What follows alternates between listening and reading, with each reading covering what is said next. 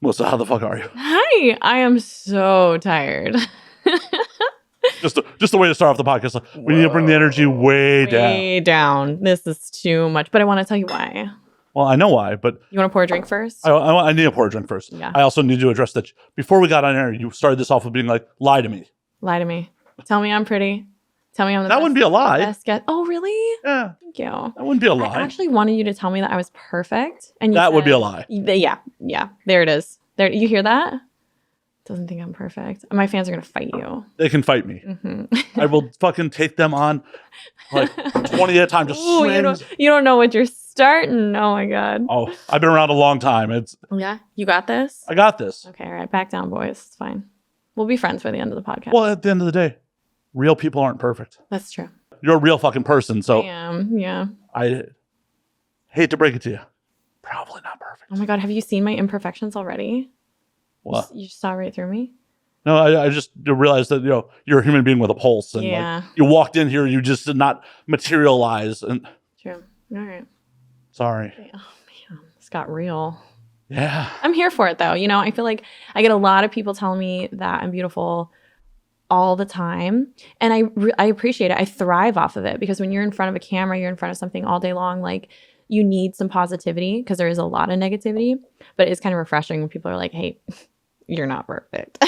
Like I haven't heard that in a minute. Well, being not perfect is not a bad thing. No, not at all. Well, Imperfections are sexy, especially. So I was talking to a performer about the AI situation with adult content lately. And that content is going to come out very crispy, very perfect, very whatever. So I think it's up to us to keep it very real, Well, at the end of the day, the AI is going to lie to you a lot more than any performer ever will. Right. Yeah. In ChatGPT, GPT. Oh, I can talk. Yeah. How many of those have you had? That's what I thought. Fifth. Oh, damn. You should only like halfway through. Oh, no, I'm pleading the fifth. Oh, sorry. No, I have not had a fifth of whiskey to start this off. Hi, Melissa. How are you? I'm running the show now. I asked you to run the board. You're like, nah.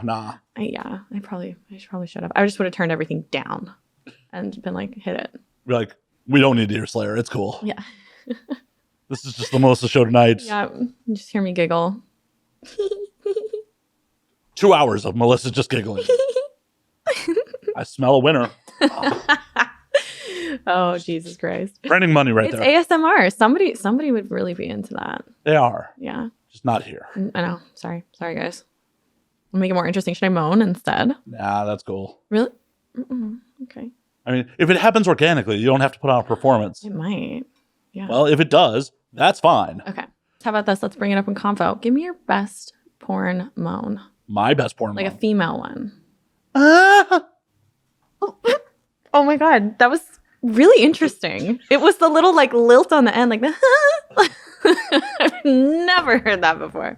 See? That's great. Immediately identifiable. Yeah. You're You real. could hear my porn from the other room and This is not AI. This is Matt Slayer right here. shit, she's on to me. Yeah. Yeah. He's real, guys. Real moans.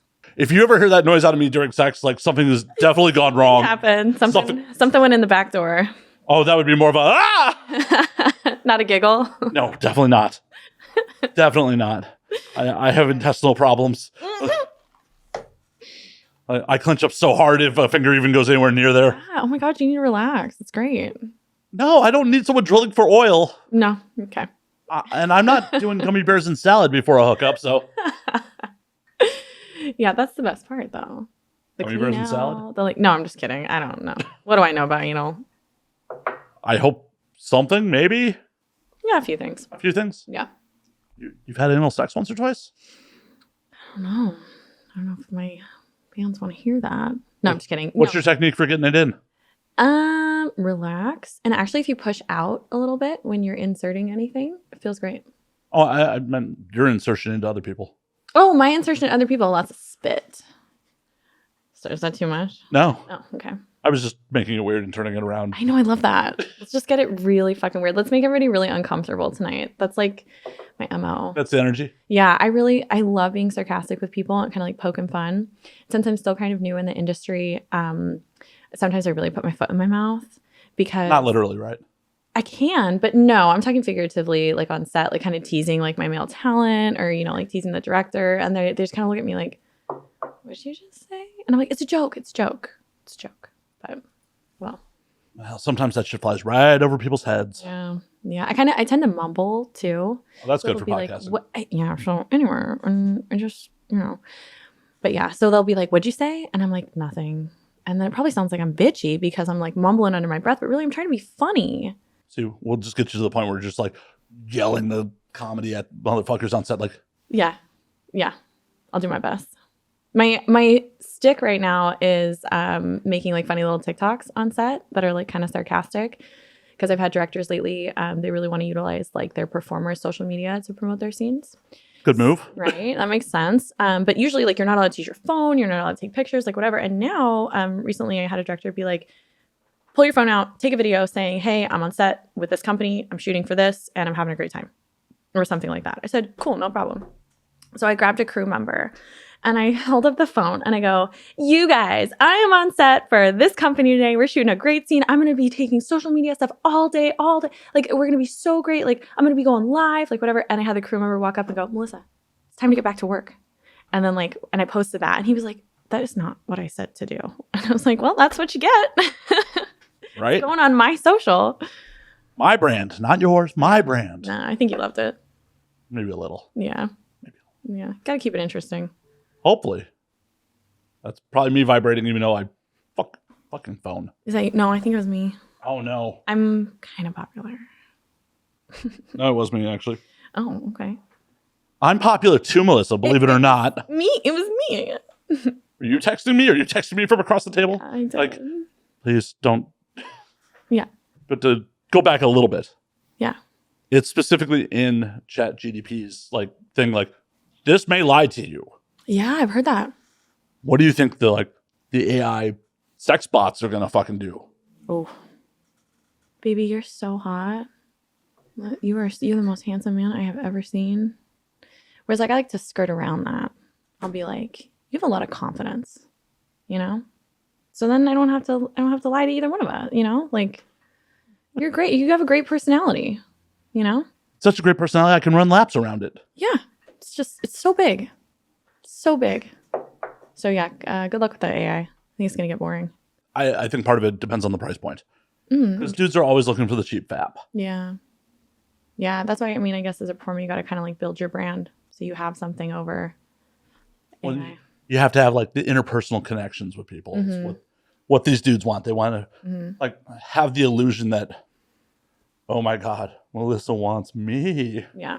Not No, but the here's the thousand thing. of other people. Here's the thing, and I know nobody's going to believe me, but I started camming and before I got into porn, and I loved that connection. I really love my fans. I really, like, they keep me sane. They're so positive with me. I've really kind of like built up this really kind fan base that wants to see me do well. So I care for them, you know? So, I mean, you want an AI to tell you that it loves you, or you want me who like kind of actually does, you know? Right? And apparently they'll incite violence in your name. That would, yeah, they're gonna take you down. No, I'm just kidding. No, please don't. Matt's great. Says that now. We're only like 10 minutes. Like by the end of this, like, Be burn on this your- motherfucker down. Yeah, be on your best behavior, I can't. or else. I'm not afraid of them. Not afraid of you motherfuckers. Not afraid. No, it's good. Had more rabid fans say worse shit about me. Oh yeah, Yeah. I love the comment section. I love. me too. I read all my comments on Pornhub, on Instagram, everywhere. I read them all, and they are hilarious. The haters are so creative. Like, I thrive off of that. I don't really take it seriously. It doesn't hurt my feelings. It's just so creative that somebody spent the time to write a comment. Like, for instance, I did a video on Pornhub where I like to be all about positivity, affirmations, goal setting, like whatever kind of helps me get through the day. And I thought it'd be funny to put up like my affirmations that I do with my tits out. So I'm sitting there on Pornhub saying like, you know, you got to tell yourself that you're amazing, you're the best, you can do it, like whatever. And this guy writes in the comments, this is actually so depressing. It makes me wish I never found Pornhub. And I was like, that's awesome. And then the next comment was, her tits are so fake and hard, I'd get 2 black eyes if I motorboated her. And that one to this day, it like, like makes me laugh so hard. Like every time I look in the mirror, I'm like, look at those hard tits. I'm gonna give some black eyes today. Why is that not merch? Like, thank you. Black eye dispenser. Come get your double black eyes. Black eye dispenser, just on a t-shirt right across your tits. So funny.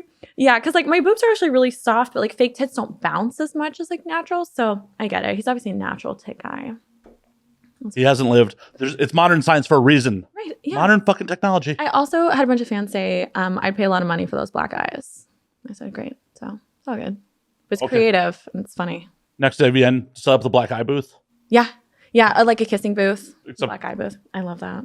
Thank you. You're welcome. I just give away ideas on the show all the fucking time. I need to start writing them down. Hey, I hate to break it to you, we're recording them. Oh, perfect. Okay. Don't cut it out because I need it later. Well, if I do, I can always just send you the clip. Thank you. Yeah. Are we business partners now? I don't know. Are we cutting negotiations? This is definitely staying in. Yeah. I want 100%. Yeah, that won't.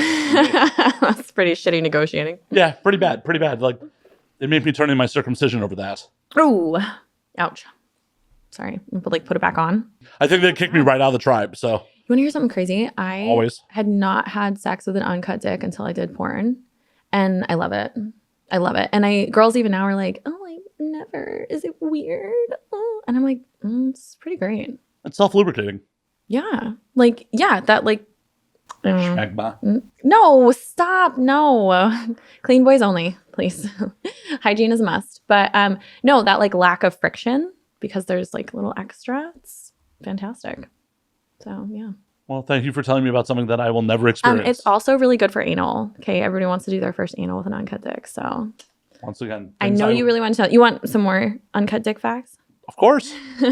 I'm not afraid of them. I'm just having the salt run in my wounds that because of fucking stupid religious traditions, I never get to enjoy sex to its full potential.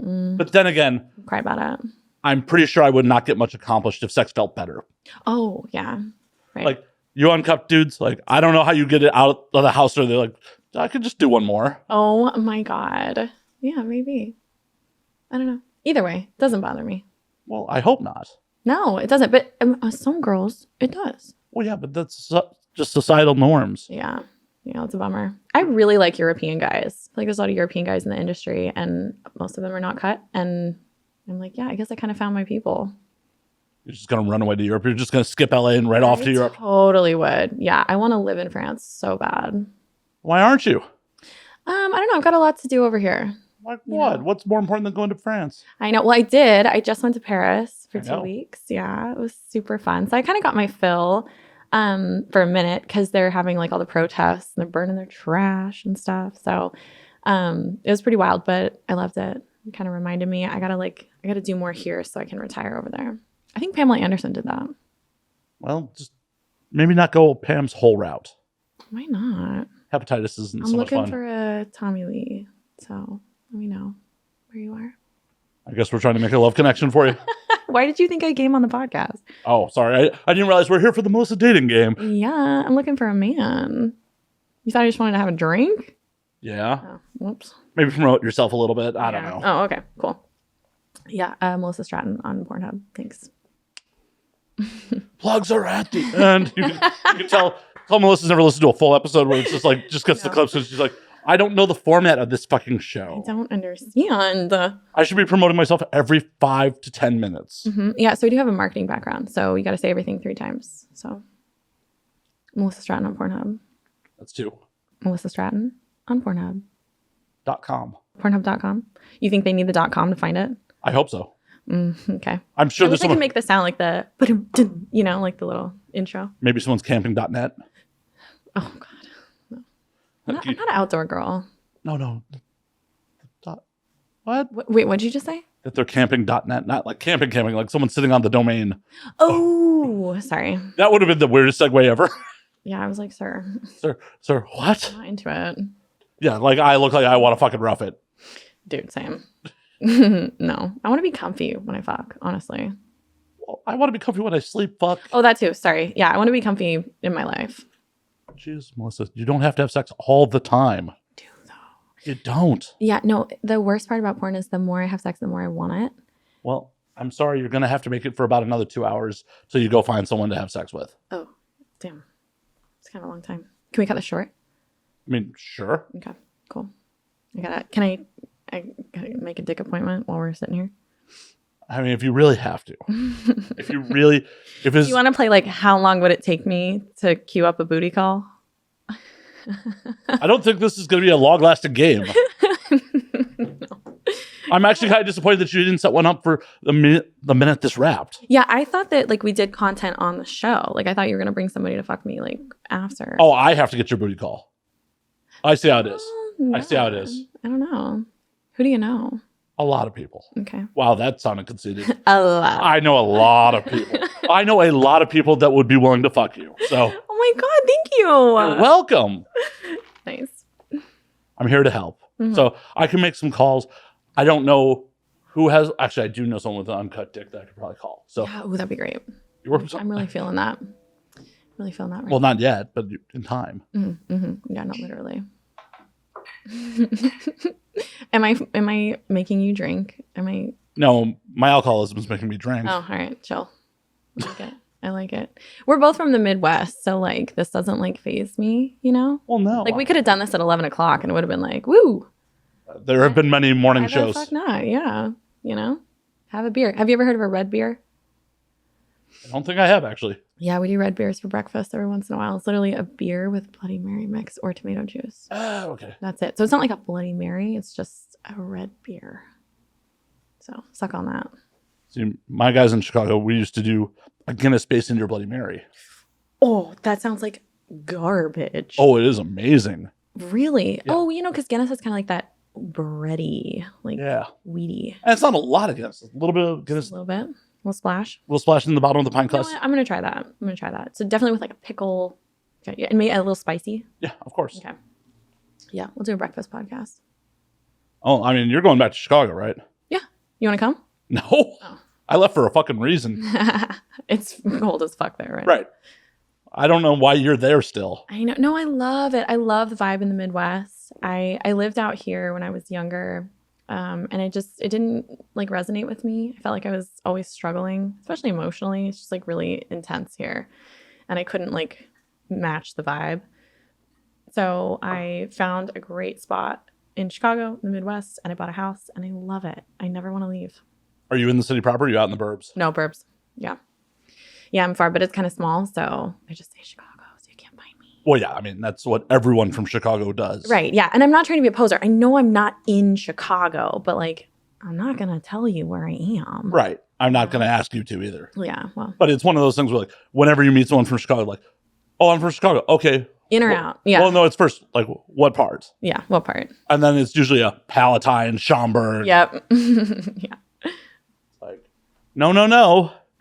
You're like, that's not Chicago. One of my good friends who's a comedian out here grew up in like Naperville, and he'll say Chicago until he's around me, and then he's like Chicagoland. Chicagoland, yeah. The burbs. I love it. But yeah, I got a lot of love for Chicago part of the year, but the city's fucking stagnant. It's it's tough. But I like it slow. You know, I like it chill. I like it slow. People are so friendly. You know, I feel that every time I get back on the plane to go home, the vibe is just different. You know, I need that. Fair. I need those slow, chill, stagnant people. That's me. For me, growing up there, it's just like so many fucking talented people talk a big game about wanting to do shit with their fucking life. Yeah. And don't. That's true. There's not a lot of opportunity. Obviously, that's why I come out here. You know, I definitely understand, like, this is a place to live, but not to work, unfortunately. Fair. You know. I had to leave. I had to fucking leave. Yeah. I was working a fucking day job I fucking hated. Do you own a jacket anymore? Oh, yeah, multiples. Big winter coat? Oh, you do? Okay. I didn't get rid of anything. Oh, good. Okay. I travel a lot. I got my first Canada Goose, you know? And then I'm like, oh my God, this jacket, they're so expensive. They're so beautiful. Like I wanted it so bad. It was so much. And then I put it on and I'm like walking around Chicago and I'm like, that girl has this jacket. That girl has it. Everybody's got a fucking Canada Goose up there. It's hilarious. But it's the only thing that keeps you warm. See, how long have you been back in the Midwest? Oh, it's been a long time. 8 years. Okay. So you should be acclimated enough to be like a couple layers, not like the big Canada Goose. No, yeah, for sure. But like, you know, those below freezing days, whip out the goose. Yeah. Mm-hmm. I would just be like, another layer. Maybe put on some pants instead of shorts. Yeah. I can't do it anymore. I'm sure my audience has heard this, but last time I was back was winter of 18, and it was 35, which is fucking warm for December. Yeah, that's not freezing. Right. I was dying. Were you being a little bitch about it? Oh, yes, very much so. I'm like, this used to be open jacket weather. Yeah. And now I am fucking dying. Like a little shaky dog. Like when your snot freezes in your nose. Yeah. I love that. I actually, my dad was in the Air Force, so I kind of grew up all over, and I spent a lot of my childhood in Alaska. So the Midwest just doesn't faze me, like, at all. It shouldn't. No. Once you got acclimated, that's what I was wondering. Like, if you were recently back, like, okay, I can understand the big heavy coat, but if you've been there a minute, like, well, I'm not dumb. You know, you got to have a big heavy coat if you're gonna be walking around the city. Wow, Melissa just called me dumb on my own show. Well, you were trying to tell me that I wasn't acclimated, so I had to hit you. No, I was asking. It was a question. It was a question. I did ask him if I could tease him before the show because y'all know I'm like really sarcastic, so I tried to tone it down a little bit. Why? I'll turn it up. Come on with it. Not afraid of you either. Not afraid of your fans. Not afraid of you. Fans, not afraid of me. No, that's really refreshing because, like I said, like I think people take me too seriously, or they think I look a certain way, and yeah, I'm telling you, it doesn't match what's inside. I'm really chill. I'm really funny. In my head, I'm still like that little ugly kid with glasses, like growing up in Alaska. Whoa. You're saying motherfuckers with glasses are ugly? Wow. Like, Matt, you got a big personality and you got glasses. And wow. Yeah. So, but you know what? Like, it's what's on the inside that counts. My organs? Yeah. No, what you ate for dinner? Fat Sal's. Oh, that sounds good. Yes. Well, it's good, but it's also not good for you in any way. Dude, I've been craving mac and cheese so bad. That's the Midwest in me. Like, I need like a big, heavy, cheesy, meaty meal. Where's your go-to mac and cheese spot? No, I don't have one. So that's what I'm asking. Like, I'm craving it. Are you going to Google it? No. Here, I couldn't tell you a good mac and cheese spot. Back in Chicago, I definitely can. Okay, where? Orbit Room, if it still exists. Oh, I don't know. That bar may have closed down. Yeah. I can Google. Yeah, Google it for me. It is quite permanently closed. Kuma's Corner does have great mac and cheese. Oh, I've heard of that, yeah. You've never been to Kuma's? No, I haven't. No. Do you eat meat? Do I what? Eat meat. No, I'm actually a vegetarian. Okay. But like if something's like world class or super good or it's like Nobu, I'll eat it. Well, Kuma's is definitely not Nobu, but it's a damn good burger. Mm-hmm. But they have I'll take a bite. Well, like it's all heavy metal themed like gourmet burgers. Ooh. See, that's what I would bring like a boyfriend for. So like he can order it and I can have a couple bites. Yeah.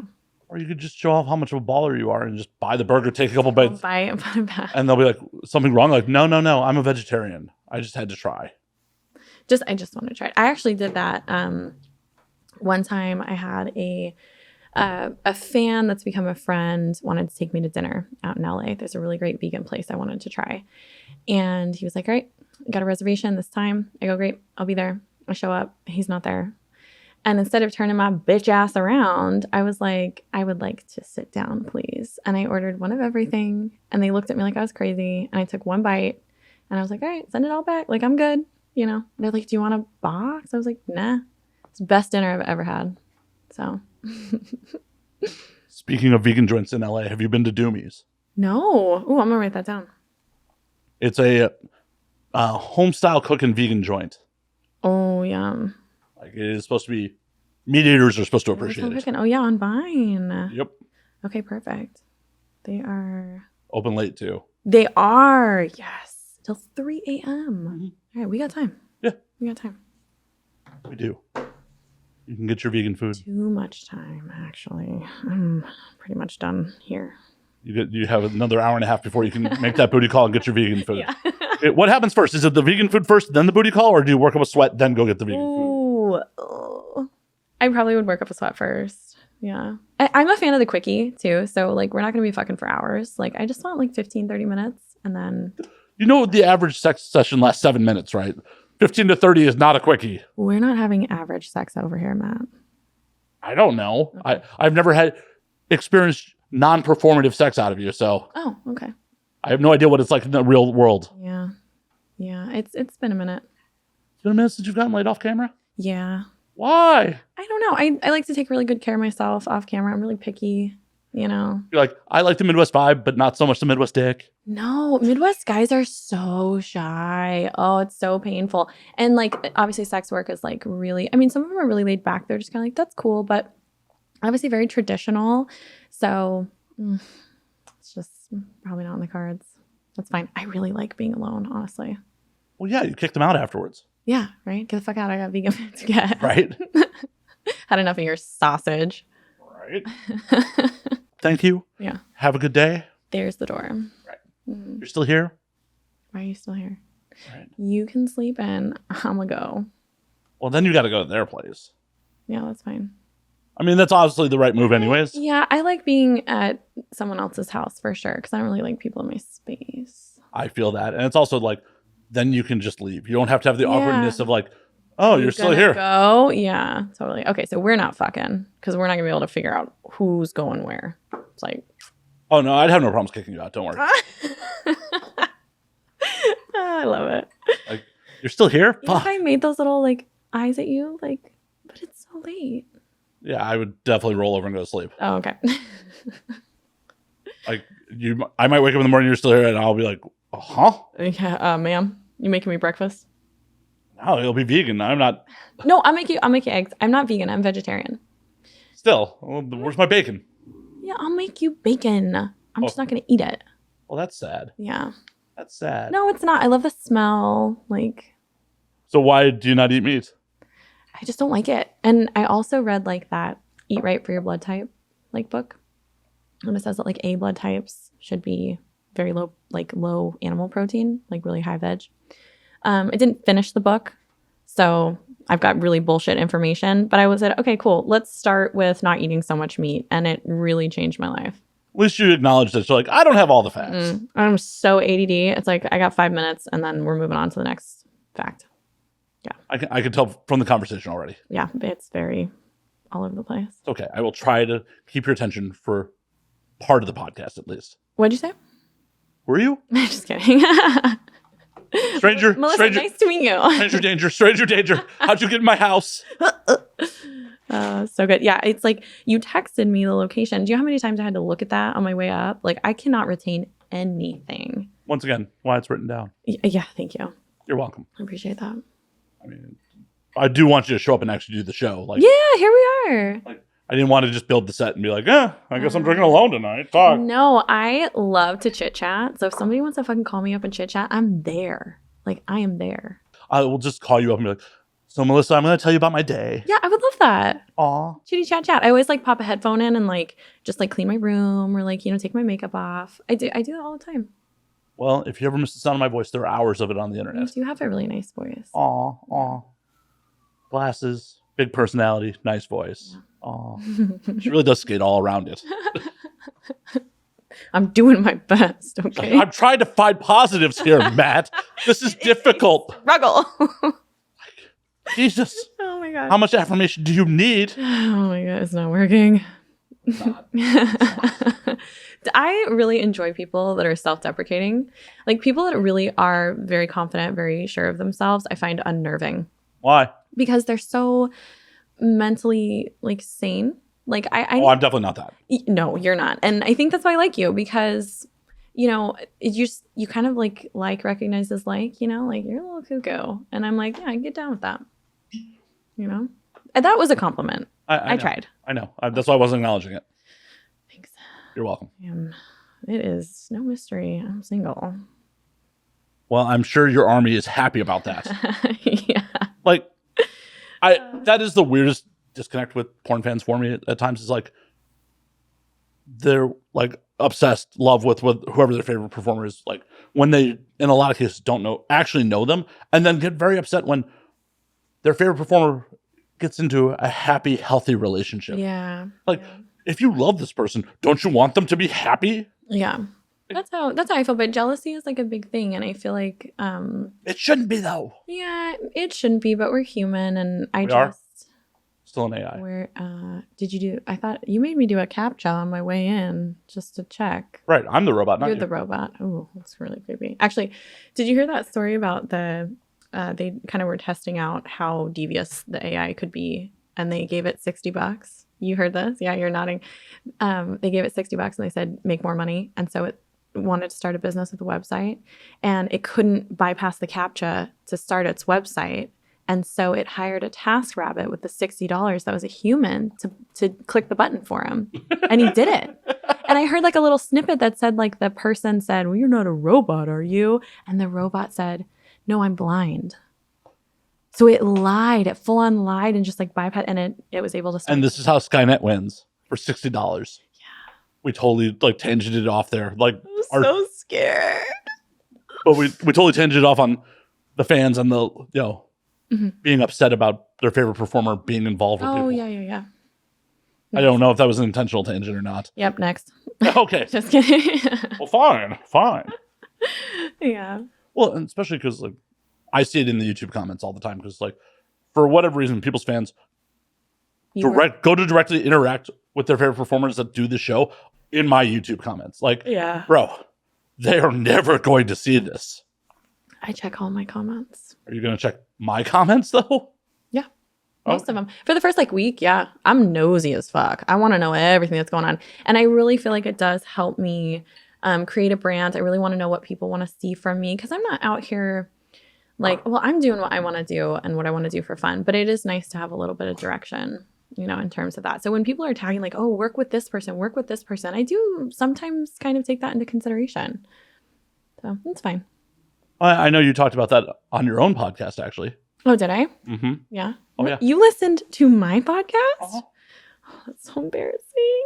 Did I listen to your podcast? Yes. Why? Because I started it a year ago when I started, actually more than a year ago when I kind of started camming, when I started in the adult industry in general, way before porn, because I didn't really have anyone to talk to. It was very cathartic for me to hop on and just like kind of blab.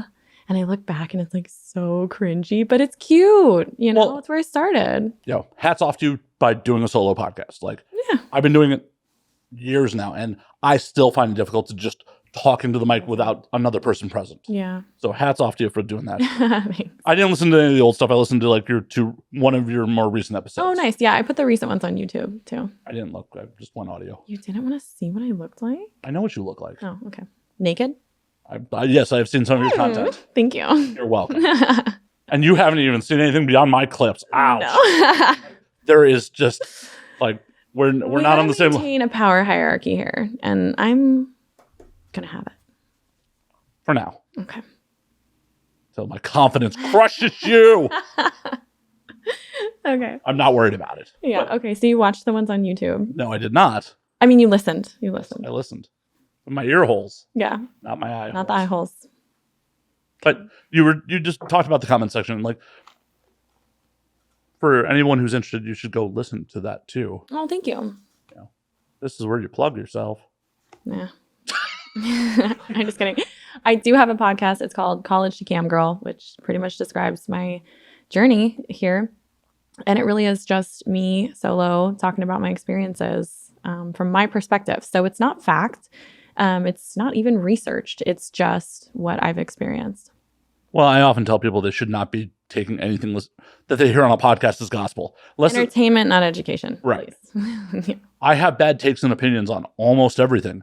You should not listen to them. Except maybe about bourbon, cigars, and eating. Fair enough.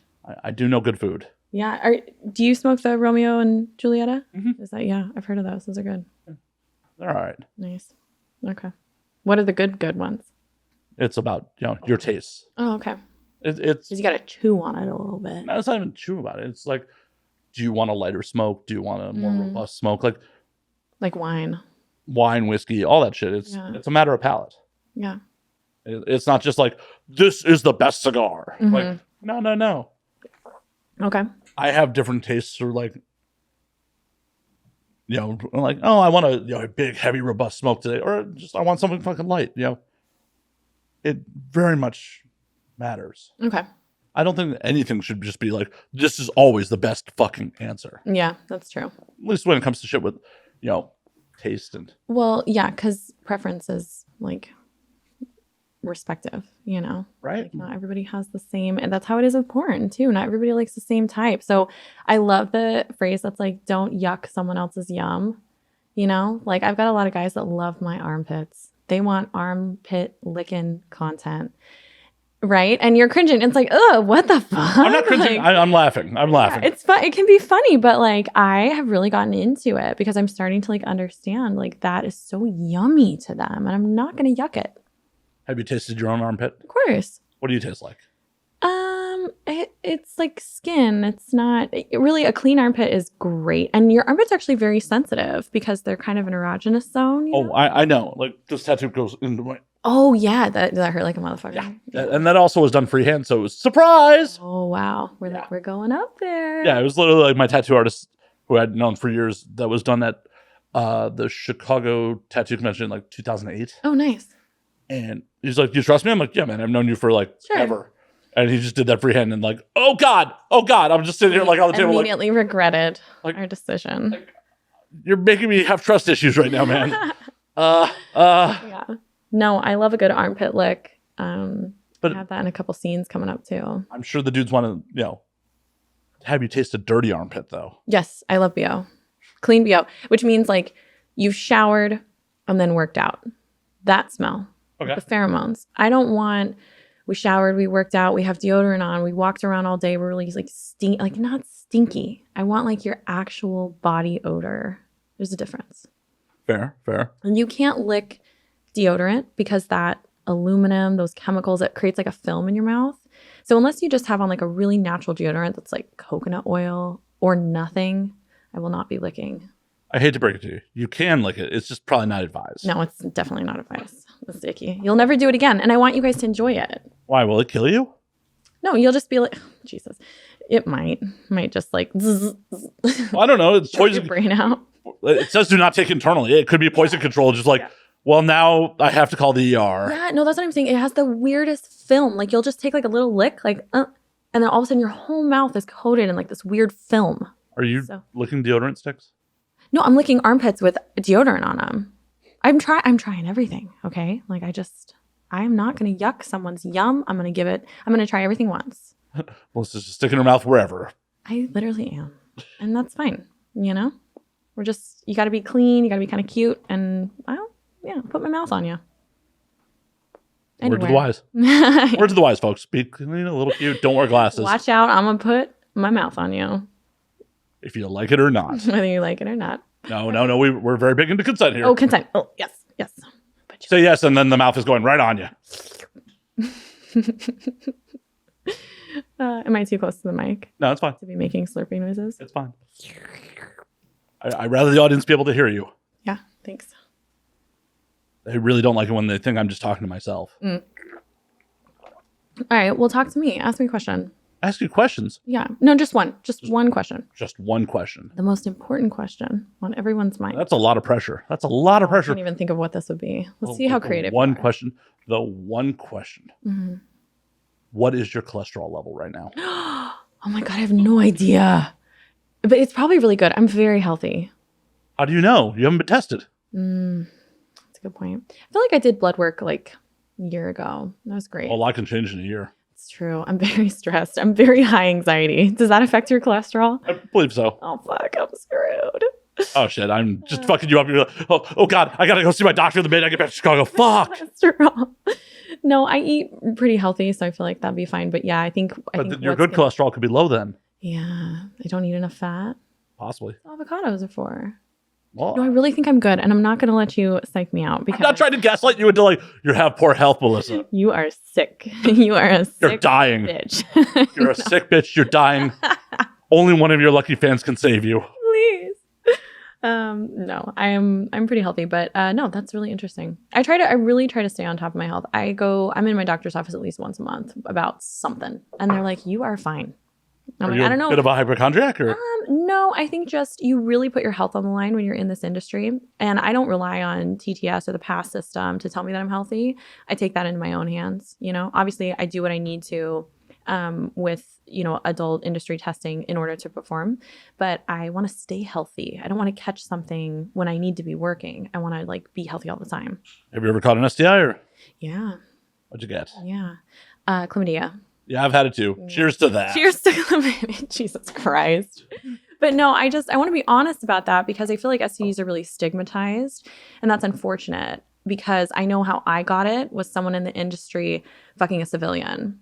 At the time, like I only work a couple weeks out of the month, so I can trace back exactly who, what, when, and where.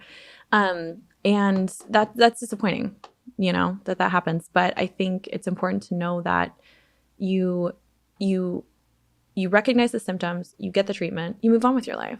There's nothing wrong with that. I mean, we call it a porno cold for a reason. Yeah, literally. And it's so easy to treat. I don't understand why people don't get tested, why they walk around with STDs for months and months. That doesn't happen in the adult industry. It's caught right away. Well, it's one of those things where I think a lot of people are just like, ignorance is bliss. Yeah. It's like why a lot of people don't go to the doctor to get regular checkups, shit like that. It's like, oh, well, if I don't know it's a problem, it's not a problem. Right. And it absolutely is. And that's the thing about STDs is they cause permanent damage for men and women. And I don't understand why you would want to put your health at risk because you're just too lazy when all you need is like a couple antibiotics. You're good. Oh, I agree. I mean, my audience has heard my chlamydia story multiple times. Was it bad? No, that's the problem. It wasn't. Right. It's like very silent for men. Yeah, and y'all are just passing it around. Well, and the problem was for me, like I thought I just had a urinary tract infection, and being a stubborn dude, I just took a lot of cranberry juice for a couple weeks. Oh no, babe! And then it didn't clear up, and then I went and got tested. Yeah. And unfortunately, I'm pretty sure I gave it to at least one person. Yeah. And well, that person was horrible. So yeah. Oh Jesus Christ! No, we don't want to give STDs even to horrible people. Oh no, I tried to do the responsible thing. Yeah. And tell her about it. Yeah. But I didn't have a way to get a hold of her, so I had to tell my buddy who was the groom at the wedding where I fucked her at, like, yo, can you tell your friend? Oh, this is drama. Oh, yeah. It's like a movie. Oh, this was in Spain. I fucked her at a wedding in Spain. Wow. Did you guys speak the same language? Oh, she was an American also. Oh, okay. All right. Which is really a disappointing situation. I feel like you could have done better. Oh, I definitely tried to do better. Woke up very drunk and went, oh, well, you're looking to get laid. Cool. No. Oh, she's horrible. She's a horrible person. And the worst part about it is when my buddy went to tell her, he hadn't seen her since the wedding, and she opened with, I didn't fuck your friend in Spain. He went, never mind then.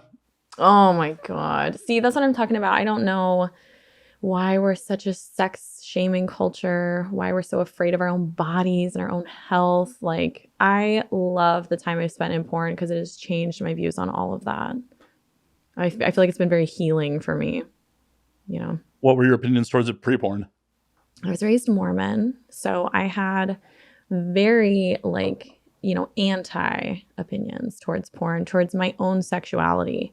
People don't believe me when I say I didn't know women could orgasm until I was 18 years old because I had never touched myself. Like, I had no idea. I had horrible sex education. It was very frowned upon. So it's a weird way to grow up, But trauma makes the best artists, so. That's why I'm fucking funny. Okay. Because I haven't had an orgasm. No, I'm good. I haven't had an orgasm ever. Ever in my life. It's like fucking sword in the stone. Like, who is going to be the right person to be able to pull that orgasm out? They will be the new king. Oh, God. Yeah. That is so funny. Speaking of kings, I have been so blessed with male talent that I've been working with lately that I almost tweeted this today. I was like, don't fall in love with your co-stars. Don't fall in love with your co-stars because they are so good. When somebody treats you like that in such an intimate setting, like so good, you're just like, damn, blows your mind. You mean they're being professionals and doing their job? Yeah. Really, really well. Do you fall in love with waiters too? Yeah, I think I do. I like to think of myself as like a kind, genuine person. So when people give that back, I'm a sucker for it. I'm like a little stray cat. It's like, oh, are you gonna pet me and leave food out for me? So yeah. Ma'am, you got to pay your tab. Oh, fuck. I'll pay my tab and then I'll come back tomorrow just for the chit chat. Solid. Mm-hmm. Yes. Yes, don't fall in love with your co-stars. Don't do it. I really am kind of joking because that's not cool. You got to stay professional. But it is so nice when you have such a good scene that you're like, that was real chemistry. That's more what I'm talking about. Or they're really good actors. It's real chemistry, Matt. Don't take that from me. I can't take Let me have it. I can't take that from you. No, it is true. This just happened to me in a scene. Very seasoned performer, AVN winning, multiple wins. I was riding him doggy. Camera was behind me. So him and I are looking at each other and no one can see our faces. And he is like winking and like telling me like, you're doing so good. This is so fucking fun. And I'm like, wait, are you like breaking the third wall here? Like, can anybody see us? And I'm like doing like the, so I couldn't like stop. So he's just like talking to me. Oh, it was so funny. So funny. How would that go if that happened in real life? It should be happening. You should be talking to your partner during sex. And I'm a sucker for that. So you like a community partner? Yes. I want you to tell me that I'm doing a good job. I want you to tell me how you like it. I like being corrected too. It's like, no, get in this position or write it this way or whatever. Oh, I thought you were in charge. Well, I am on top. So that doesn't make you in charge. Doesn't it? Not really. No. Okay. Yeah, I think when I have sex with men, I'm a little more sub. For sure. Maybe a little switchy, but definitely more sub. And it depends on the male dynamic as well. So I like to just make my partner happy. Whatever they kind of want, I like to fit into. Well, that seems very kind of subby. Yeah, exactly. Yeah. Trying to fill their wants and needs. Yeah. But it's interesting because with women, I think I get like that big sister kind of vibe going that I'm definitely more dominant. Like I'm the one like pushing her backwards, like ripping her panties off. And I'm like, who am I? You know? I don't know. Who are you? Stranger danger, stranger danger. Yeah, she's a whole different person when that camera's on, but I love it. Who is she when the camera's off, though? I'm the same, but a little more reserved. I think if anything, I've been kind of mislabeled as being a little uptight and a little like too professional. But that's kind of how I get when I'm not comfortable, you know, and I want people to see me in my best light. But I feel like a lot of people have been like, you're too put together. You're unrelatable. Like, I'm like, okay, well, that's fine. I'm not going to change who I am to make other people happy. Nor should you. Right. But I think like the longer I'm in this industry, the more people I get to know, the easier it is to open up and really like be myself, you know? Good. I'm glad you're coming out of your shell. Yeah. I'm just like a little crab. Oh, we don't want to talk about crabs. Never had those. No. That like doesn't exist. That's so gross. I know, because people don't have pubic hair anymore. No, not really. I mean, I got a little triangle, but not enough to. Oof. Yeah, time for that drink. I told you you'd be drinking by the end of this. Yeah, you did tell me. You're like, I'm just gonna set this here in case you. I say something horrible and feel the need. Yeah, there it is. The crabs did it. Crabs drove you to drink. Anyway. Yeah. Hey, thank you for cutting me up limes. You cannot have a good gin and tonic without lime. Oh, I'm a professional drunk. I know. I love that about you, though. Like, oh, sorry about that. It's very Midwestern of like, no, if we're going to drink, we're doing it right. We're going to drink it right. It's like, it's got the 0 sugar tonic water. I know. What a gentleman. Like, I know my clientele. Yes, you do. I always get like insecure about ordering like a gin and tonic. Even like I do it at a club. Like I don't give a fuck. Because I feel like somebody told me once it's kind of like an old lady drink. Sorry about that, Mike. So? Yeah, but like that's my fear is that I'm like not cool. Don't you like, you know, I want to be cool. I want to be like the cool girl is. I want to be drinking like vodka water or whatever, but I just can't. Like I need my like sour, spicy gin and tonic. Isn't it so much cooler to just do what you like? It is, but it's taken me 33 years to figure that out. Like, well, I'm glad you figured it out because so many people in this world never figured that out. That is true. So many people don't. There's a whole nother bottle if you do kill that. This will be fine. Thank you. But yeah, you did work here. A whole bottle. That bottle's a couple years old. Is it? Okay. I'm not a big gin drinker. Every once in a while, I'm like, I want a gin tea. Just for the guests only. Yeah, that was purchased for guests a couple of years ago. Yeah. You can tell there's a lot of brown liquor here. Cheers. Cheers. Let's drink. I have been. Oh, that's so good. Awesome. And the lime sets it off. It's a proper gin tonic. Mm-hmm. Proper fucking gin tonic. But yeah, I wish more people would realize that, like, oh, it's not cool to just blindly be conformist to what everyone else is fucking doing. Right. That's tough though, because I feel like a lot of your personality is determined by who you're around and kind of like how you're raised, what your culture is. So it's really hard to deviate from that if that's not working for you. And that's kind of what I went through when I was about 18. I was like, look, I don't like living in Salt Lake City. I don't like being Mormon. I don't like any of this. And so as soon as I graduated college, I moved out to Southern California. Obviously, that wasn't a good fit either. I wanted to be back in the Midwest, the West. But I was really grateful that I was brave enough to do that. It was really tough. What were you doing here? Oh my God. So I have a degree in marketing. So I moved out here to work for a marketing company, tried to be a paralegal for a while. I was really just trying to figure it out. The normal LA hustle. Yeah. I was taking anything I could get really. But no, I really found, a love for what my degree had taught me. And I was working that for a really long time until this. And now you're marketing yourself. Yeah, I am. I think to make it in this industry, you do have to be highly intelligent. And I'm not saying that I am, but I look at the people that are very successful and they are brilliant. Either you have to be very successful, very intelligent and lucky, or just really stupid lucky. Yeah. And I think because of the saturation of the market, that stupid lucky, it's just not. I can only think of one girl that's making her career on the stupid lucky.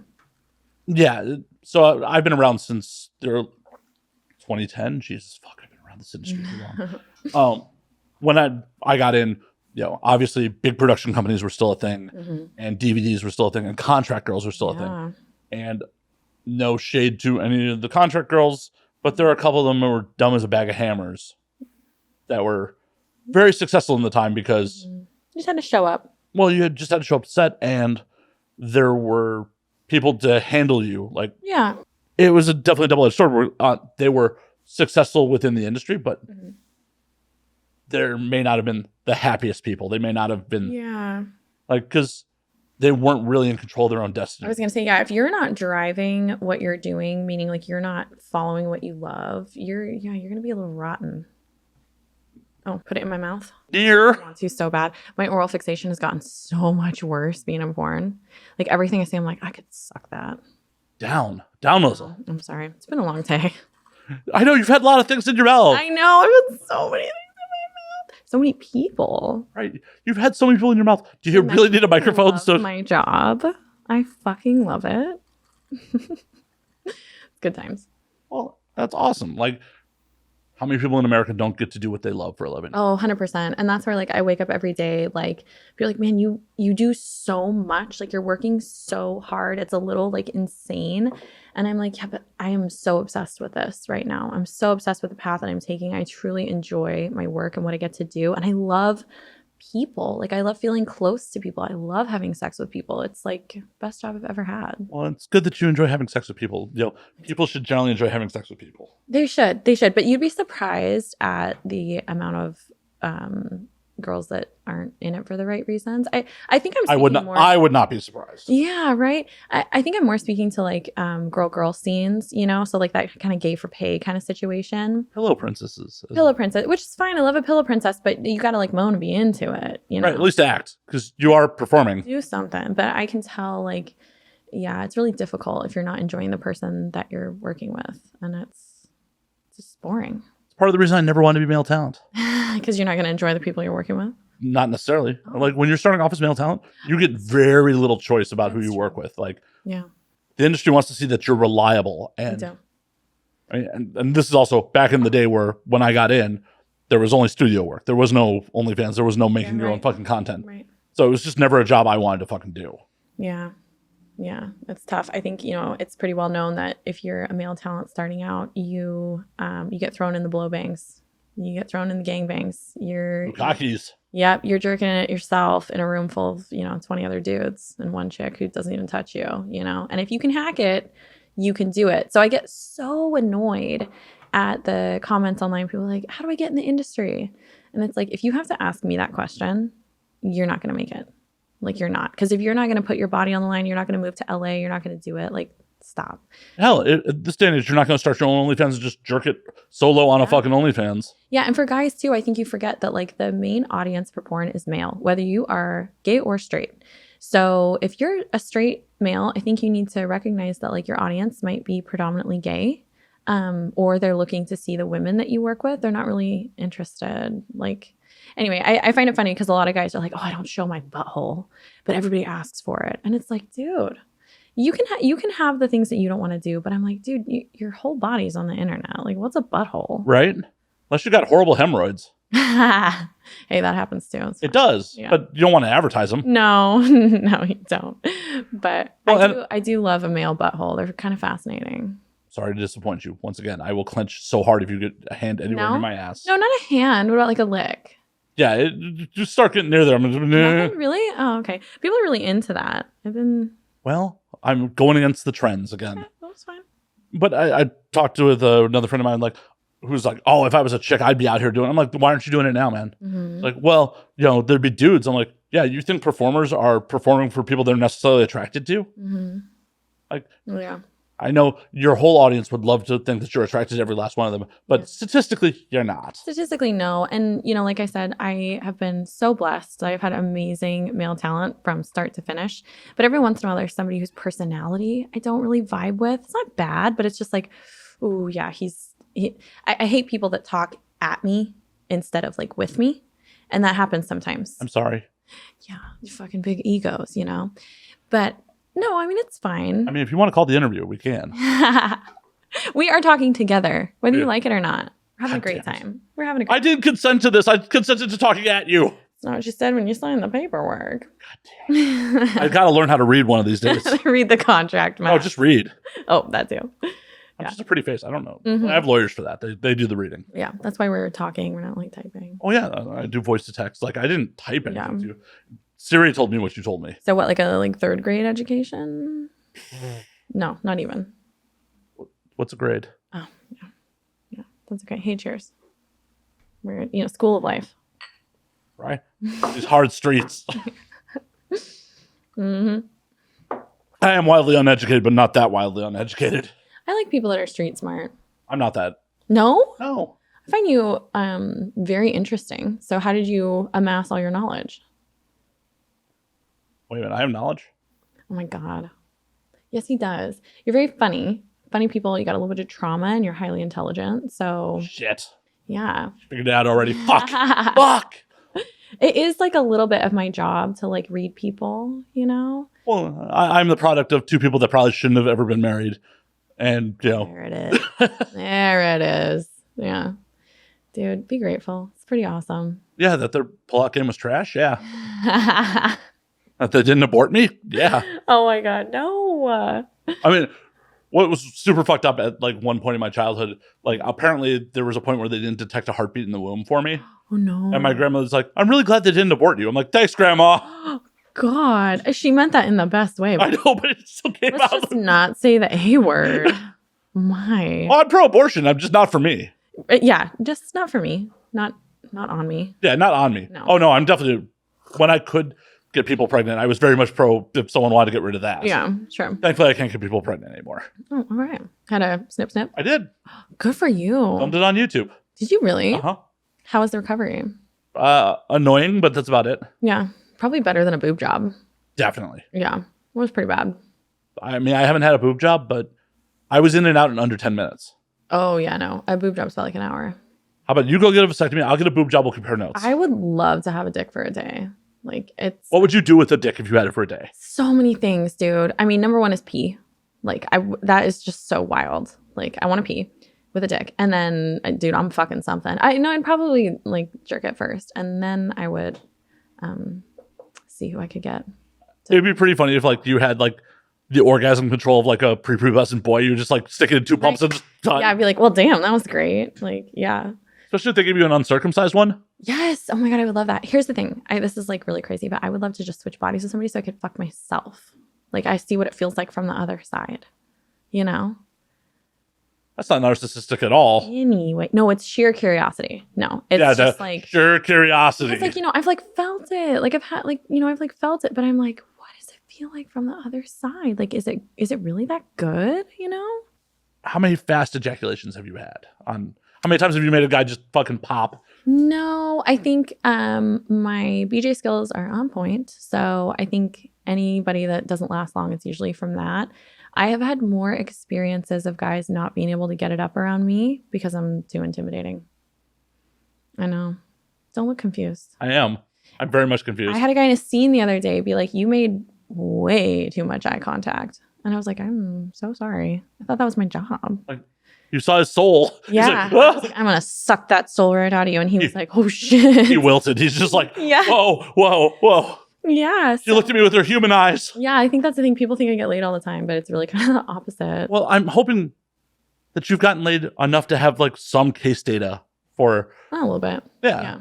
Like, I'm hoping that like. But no, like premature. Because I feel like if you can get it up around me, we're going to have a good time. And I'm gentle. I'm not trying to like make fun of you or like make you come too fast. I'm not going to like trick you or anything. Like, I want to have a good time. I don't think I've ever been with anyone who tried to trick me into coming quickly. Girls talk about that all the time. And they're like, oh, I gripped it super hard and was like, don't come. And then.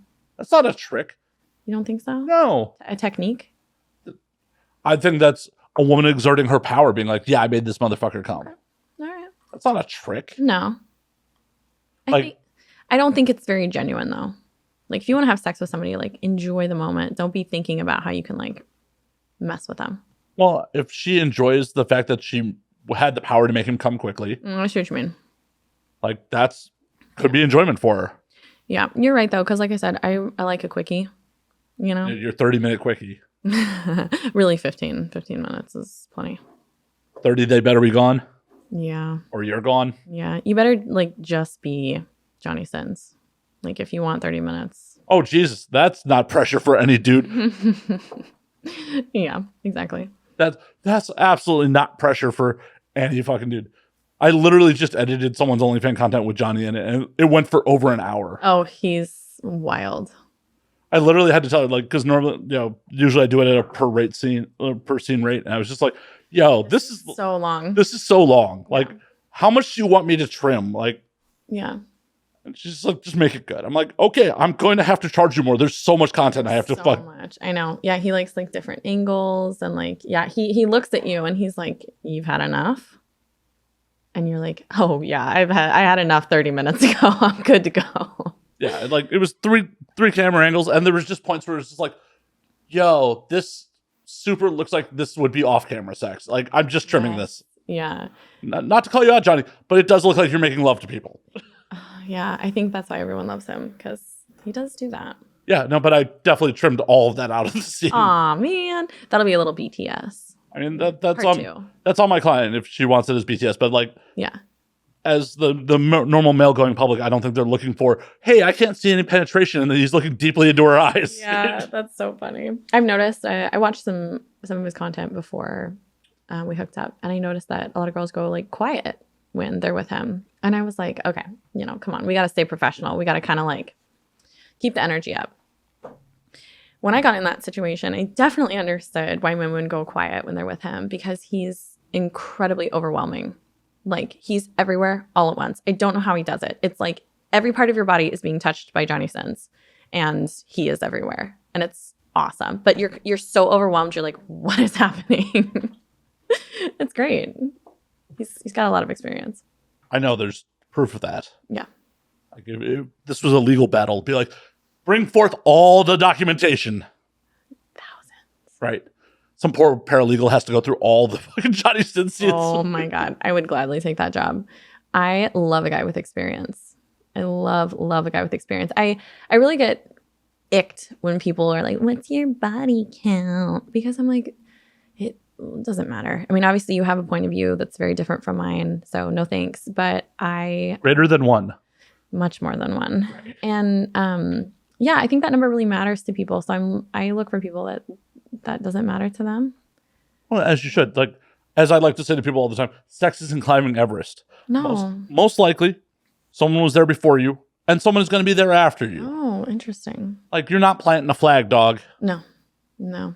So just be happy to be there. Be happy to be in the game. Yeah, that's how I feel. Like, but no, I love a guy that has experience and someone that's really good in bed. I just want to thank his exes and be like, taught him well. And maybe his childhood trauma, but that too. Yeah, really. God, crazy people are good fucks, huh? They are. They super are. Don't fall in love with them. Don't fall in love with the crazies. Have you fallen in love with a couple crazies? Oh, yeah. Yeah. I really thrive off of like a lot of dynamic, to put it lightly. Wouldn't say drama. But, you know, I get bored really easily. So as many ADHD people do. Yeah. So if there's not a lot of passion, then I'm just not into it. You know, and that passion can be positive or negative, unfortunately. Oh, yeah. It's but at least I understand. Yeah. Yeah. I mean, we don't want to go too far, but at least I kind of am like, okay, I understand that about myself. You don't want to Left Eye Lopez someone? No, no, we don't want to get that crazy. But I'm glad that you're old enough that you get that reference. Yeah, right. I'm like, I just like, oh, thank God you're not 21 because that would just go. But yeah, we're right on the cusp here. I think I was like in elementary school. But still, you still get the reference. I do. Yeah, I do. I'm showing my fucking age. Yeah. How old are you? I'm in Hollywood. I can't admit how old I am. You're 25? Yes, forever. Oh my God, you look great.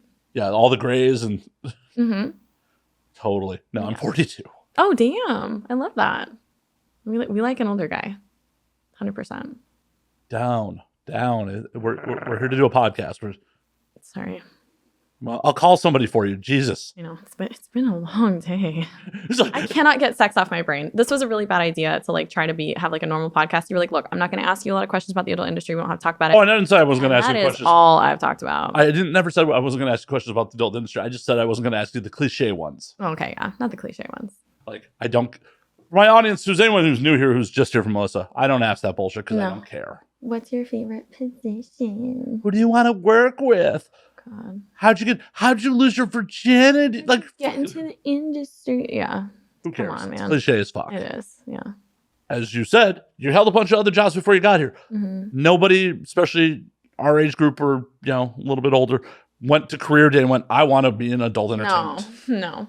I also think too, people have to be careful what they wish for. There's kind of this trend that like once you're humanized as an adult, like performer, people will find you less attractive in a sexual way. Like they want to be your friend. They don't want to fuck you. So what's cool about coming from camming is people really knew my personality before I started doing scenes. So they're like, if you like Melissa, you're going to have to like her personality too, unfortunately. I mean, they can watch your scenes on mute. I hate to break it to you. Oh my God, they could watch this whole podcast on mute and be like, yeah, she is just a pretty face. Are your tits in frame for that? Yeah, they are. I've been checking. Okay, cool. Mm-hmm. As long as they're in frame, like I don't care as long as the view comes in. They're in frame. And if you don't want to hear anything I've had to say in the last like hour or so, that's fine. As long as the view count goes up. There you go. I'm here for the metrics. Like I'm here for you. I appreciate it. Like, you're welcome. Because they're not here for my tits. Somebody's got to carry the tits on this show. I'm working on it. Yeah. I wore a tight shirt for you. So. I know, it looks nice. Is it Star Wars? No, it is a death metal band. Oh, my bad. There's also Galactus cracked in. Is it before my time? No, Origin's still around. Okay. What do you listen to anyways? I listen to a lot of hip hop and a lot of house. Like what era hip hop? Like, dude, I am so into The Game. Remember like 50 Cent in The Game? Yeah. Yeah. Like some G-Unit. Yes. Oh my God, G-Unit. Like that's what I listen to like pump myself up before scenes and stuff, or just like in the car. Because I really like to channel other people's confidence. I feel like I have to kind of borrow it because sometimes I don't have it. And The Game always gives it to me. So, yeah. Supposedly he has a piece on him too, so. He definitely does. That is a fantasy I am not going to let go. Why are you DM sliding him? Should I? Not right now. No, I'm going to do it right now. Okay. What do you think his Insta is? It's just The Game? I mean, Google will. Do you want me to Google it for you? You know how like everybody's so shadow banned? The Game. What's his government name? Los Angeles Confidential. Yep. Is his, okay. Oh, I wasn't even following him. What kind of a fan am I? Like, how are you going to get the D if you're not even following him? What should I send? Should I just do like an emoji? Or should I be like... Eggplant, splash. No, I'm just going to do kisses. Oh my God, so cringe. If it works out, though, I want some credit on this one. 100%. I'll be like, actually, I'm not interested. I just did that for a podcast. Why would you not go through with it? I would. I absolutely would. Yeah. I think rappers are my favorite form of fan. They're just fast and loose, and they're like, let me fly out. Let's hang out. Let's do it. Like, they're very generous, honestly. I'm not going to ask for names, but how many rappers have flown you out? Oh, see, that's the thing. I won't do a fly out. If I'm here, maybe we can hang, but I'm not going to take time out of my day to come see you. Isn't that terrible? Yeah, that is terrible. If it's convenient, it works. But I think I appreciate people that are driven and successful, but I'm not looking to fuck celebrities. It's just not really on my agenda. Would you take a fly out from a civilian dude, though? No. Really? So no, you got to come to me. You're going to make motherfuckers come to Chicago. Yeah, you're going to make people go to the Chicago burbs and then not let them stay. It's my favorite place in the world. So if you can hang with me in the burbs, we can rock. Honestly, yeah. I'm kind of a brat like that. Plus, I think I travel so much that like traveling for fun just isn't, I do it like once a year. I go to Paris. That's depressing that like traveling for fun is not like. Yeah. When you travel multiple times a month, it's just not. I flew 149,000 miles in 2014. Oof, baby. 300 days in Marriott properties. Did that make you want to travel for fun? Yes. It did? I went to Tokyo, I went to Australia, and I went to London in 2014. Oh, okay. All right, we're different because I want to be in my own bed after that. I didn't have a bed at that point. Like, my shit was in storage. Like, literally 300 nights of Marriott properties. Like, we needed to know about. Dude, I'm a Marriott girl, too. I am gold for life. Are you? Yeah. Like, for life. Titanium Elite. My status has slipped because I haven't been traveling as much the last couple of years. Damn. But I am gold for life. I know. I think I'm Platinum Elite. Not Lifetime yet. Yeah. We're working on it. I need 3 more years of Platinum to be Platinum for life. Mm-hmm. I was Diamond Medallion with Delta at one point. Yeah, Platinum Elite. See, that's the thing. I got to stay in the industry just long enough to get that status, and then I can maybe travel for fun. Maybe that's my new goal. When we get off air, I'll give you tips for earning more miles. Nice. Thanks. That's a real friend right there. Thanks, Matt. I got to refill. Okay, yeah. You pour up. I can't cheers you with an empty glass. That's fucking bad luck. That is very bad. My day job that I disliked, I transferred it out to Vegas when I first moved west. And immediately after transferring out here, they're like, oh, hey, we'd like to promote you. So I was traveling for the day job during the week and then going on roadie and feature gigs with performers on weekends. That's crazy. So I was just like, I'm just everywhere all the fucking time. I do love traveling the country. I do love meeting new people and seeing new places. Like, it really, being out of my comfort zone is really fun. Eating weird shit. Have you ever had meat? Spaghetti with chili on it? In Cincinnati? Sure. Oh, God. Skyline chili is the thing. I know, and I cannot get behind it with all that cheese on top. Oh, yuck. I have friends. Oh, no, did I yuck someone's yum? No, you yucked a fast food chain. Yeah. I don't think anyone goes to any fast food chain because like, I love this. They're like, oh, this is quick. It's here. Yeah. So spaghetti with meaty chili. No, man. Because when I'm in the Midwest, I will still fuck with White Castle hard. Yeah. White Castle is dope. I used to do like no cheese. They actually had veggie burgers for a while too. They don't anymore? I don't know. I haven't been in a while. The greatest thing White Castle has on their menu, which a lot of people are unaware of, is their breakfast sandwiches. Oh. Is 2 pieces of wheat toast, an egg fried to order, yeah, a slice of cheese, and a sausage patty. Wow, that sounds pretty epic. For fucking like, I mean, I haven't lived in the Midwest for over a decade, but they used to be like $2 for that. Like, they're frying the egg to fucking order. Yeah, no, that's awesome. You can't beat that shit. No, you can't beat that. Breakfast is my all-time favorite meal of the day. Like, I make a big breakfast for myself every day. And then I kind of eat less throughout the day. What is your favorite breakfast food? Like, what are you fucking with? A couple different things. I've really been on like a chocolate peanut butter banana kick. So like, I heat up like Nutella and peanut butter and like drizzle it over a banana. It's so like, I think it's healthy, but it's not. That is like the most hot girl like answer I drink a green smoothie every day. I cheat so much. I put Nutella on a banana. Okay, good. I'm glad you fell for that because I actually like to make like a 3-egg like scramble, and I put like hash browns. I really like broccoli in my eggs, so I'm putting like veggies in there. I got my sausage patties and Cholula. It has to be Cholula. All right. Mm-hmm. So that's what I actually. No Tabasco. Has to be Cholula. Has to be Cholula. Tabasco's really weak. Okay. We want some body. What's your favorite hot sauce? Tapatio. I fuck around with Tapatio. Oh yeah, Tapatio is good too. Tapatio. Do you like Valentina? Yeah, Valentina's all right. It's good. Yeah, I just think Cholula is peak. I mean, I definitely put Cholula in fucking Bloody Marys and shit like that. Yeah. a lot of times I fuck around with like my local taco truck. Like I'll order extra fucking taco sauce. Yeah. And not put it on the tacos and it'll go on my eggs. Oh my God. That's so smart. Yeah. I like green chili on my eggs too. Well, and then that's what I'm fucking with, the salsa verde. I feel like you guys are really spoiled in LA because you have such a good like Hispanic influence, but it's like kind of Americanized. You get those like potato tacos with like stuff on. Oh my God. Chicago has amazing Mexican food. Really? Oh yeah. In the city proper. Yeah, that's true. That's true. It's definitely different regional than like fucking. But like I like that you guys have like Del Taco out here, which is not like peak, but it's good. Like I mean, Taco Bell's kind of whatever. But then you even have like those little random offshoot ones. Like, do you guys have like A's burritos kind of down here? Well, we had that in like Orange County. So yeah, I miss like those kind of spots. See, but Chicago's got Taco Burrito King. What? Taco Burrito King. Oh my God, you've never been to TBK? I don't think so. I'm picturing Smoothie King, and that's not it. That's New Orleans. No. You've never been to TBK. Oh my God. You got to be fucking way out in the fucking sticks. Oops. There's a location. I got them pulled up already. Yeah. Are you going to send me a list of all the restaurants we talked about? Oh, yeah. Yeah. After? Are you really? Sure. Oh, that's a real friend.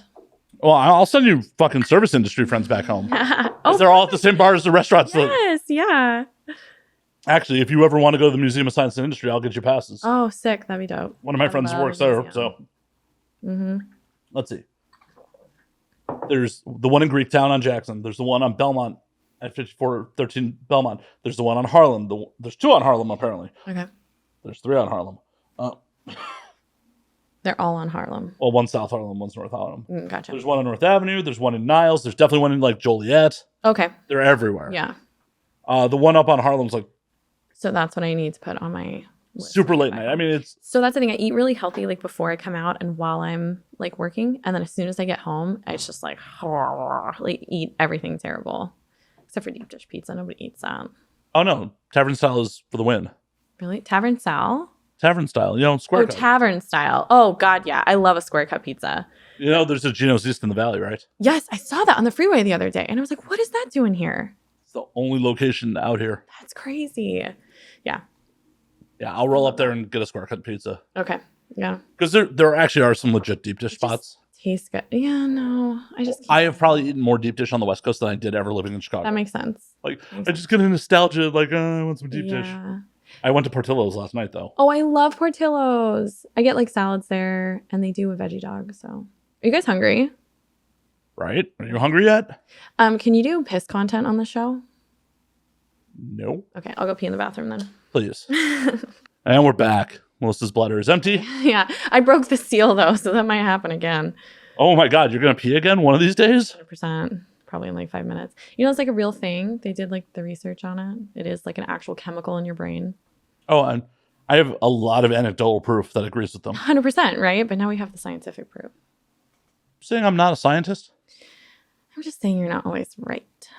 I never claim to be always right. I'm very regularly wrong. I freely admit that. Yeah. But you're very bold about it. You're bold about being wrong. Oh, yeah. Yeah. Headlong into like, I'm just fucking wrong. You're right. I'm all about that. Headlong like, oh no, I'm fucking wrong often. Mm-hmm. That's why I tell people, do not listen to what I say and take it as fucking gospel. Yeah. I don't know what I'm talking about. I have never had a day of university experience. Not one. Well, stop getting drunk and maybe having sex on a campus. Doesn't count. No. That doesn't count? If you're not enrolled, it doesn't count. Dope. I've never had sex on a college. Dope. Yeah. Okay. Sorry. Definitely never made out with anyone in the quad at U of I. Oh, cute. The quad. Yeah. I mean, it was not cute. It was pretty sloppy. Yeah. Yeah, it was. That's kind of how I picture this happening. It's like very like, very like kind of sloppy. Oh. In a hot way. Wow. Wow. I don't know. Take it or leave it. I think I have no choice but to take it at this point. Take it. I guess I am. But yeah, it was pretty sloppy. Yeah. Okay. All right. Good for you. Yeah. Yeah. Bet she enjoyed it. She did. Her boyfriend, not so much. Christ, Matt. I was a bad person when I was in my youth. Weren't we all? I think you kind of have to like figure it out. I definitely slept with a lot of people's girlfriends. I used to tell myself like, oh, well, I didn't make any commitments, so it's cool. Oh, yeah. Interesting how we justify things to ourselves. Yeah, it's a lot of justifying, but it's also one of those things where like, I'm not totally against that mindset now. It's just like, it's not anything I want to do for the drama reasons, not so much the moral qualms on it. Yeah, no, I see what you're saying though. It's like, hey, I didn't make any commitments. This is on you. And I think that's true to an extent, but we can also kind of like do better. Yeah, well, yeah. Yeah. Are we doing better? We're not fucking other guys, girls? Not knowingly. I'm sure unknowingly a couple times. Yeah. Oh yeah, definitely. Well, definitely shortly after the fact found out like, yep, yeah. And you're like, oh, what have I done? I mean, I'm not losing any sleep over it. Yeah. It's one of those things where like, you made an adult decision to cheat. Yeah, I understand that. Well, and like a lot of how I used to spin that, justify it, whatever, is like, if someone wants to cheat, they're going to cheat. So I might as well be with me. That is so interesting. Never really thought of it like that. Well, it was one of those things where like, I guess in my youth, like at a lower self-esteem point, where it's like, oh, it's not anything special I'm doing. It's like, you just want to do something outside of your relationship, and I happen to be here. That is so true. Every time that I cheated on a boyfriend, which I have, and I am not proud of it, but we're all human. Oh, you said I wasn't perfect, so here we go.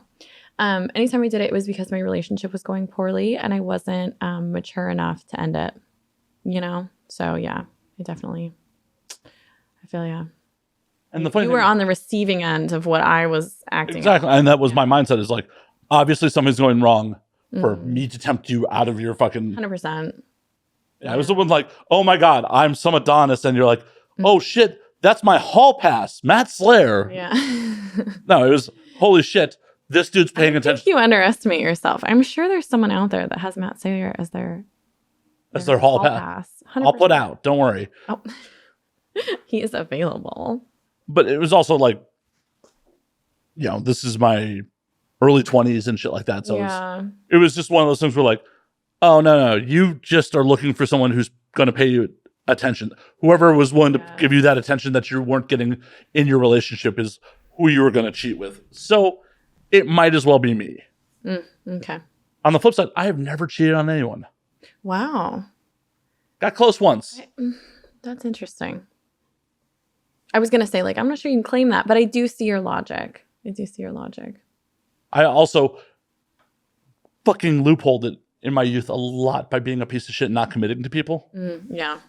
Like, when you probably, like, actually were committed, but you just didn't, like, put a label on it. Oh, I didn't put a label on it, or I never, in my mind, gave any pretenses that this was committed in any way, shape, or form.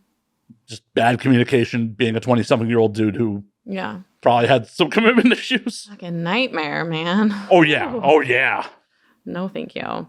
It's interesting, though, to see how far that I've come. I'm not judging you because I definitely have, like, been in that position, and I am so not proud of it. Like, it's so weird, like, to look back at how you justified things for yourself and how now it's like I'm so much more confident and secure in what I bring to the table that it's like if a relationship wasn't working for me, I would never cheat ever. But I'm also not going to sit here and lie and say that I've never done it, you know. Nor should you. And guess what? There's nothing. I mean, it sucks in the moment, and it sucks that that's what you did at the time. Yeah. But it's got you to where you are now. Yeah. So for sure. There's nothing to be ashamed of your past actions. It would only be shameful if you're like, oh, I cheat on motherfuckers all the time. Fuck those motherfuckers. No. But you've learned from your past experiences and you've grown from it. So there's nothing to be ashamed of, like, oh, I made a mistake. It's only shameful to not learn from your mistakes. 100%. I think what I've learned the most is that you get what you give. You know, you want to be giving out nasty shit. That's all you're going to be getting. And I don't want that for my life. I don't want that for other people. So we shaped up real quick. Yeah. Hey, cheers to being better people. Growing up. Sometimes. So how do you break up with people now? Oh, I'm really blunt. I'm like, you can feel that this is not working out. And that always works because, they can. Also, men really like it when you make things their idea. So that's why it's like, you feel that, don't you? You deserve better. What do you want? you know, and then it's easy. It's better than some of my ex-girlfriends. I had one ex-girlfriend who just like did fucking weird manipulative shit to get me to break up with her. Yeah, no, we have grown. I have this thing too where it's really easy for me to like cut people off. So it's like I am not friends with any of my exes. Like when I feel the relationship going, it's gone. Well, and I think that makes it easier for them. Like definitely. I'm not texting and being like, "Are you doing okay?" Like, no, you're gone. It's a sign of a psychopath to remain friends with your ex. Oh, really? Uh-huh. Oh, wow. Okay, well, at least I don't have that. Right? You're like, I got a lot of other problems, but I'm not a psychopath. You beat me to the punch on that one. Yeah. No. Oh.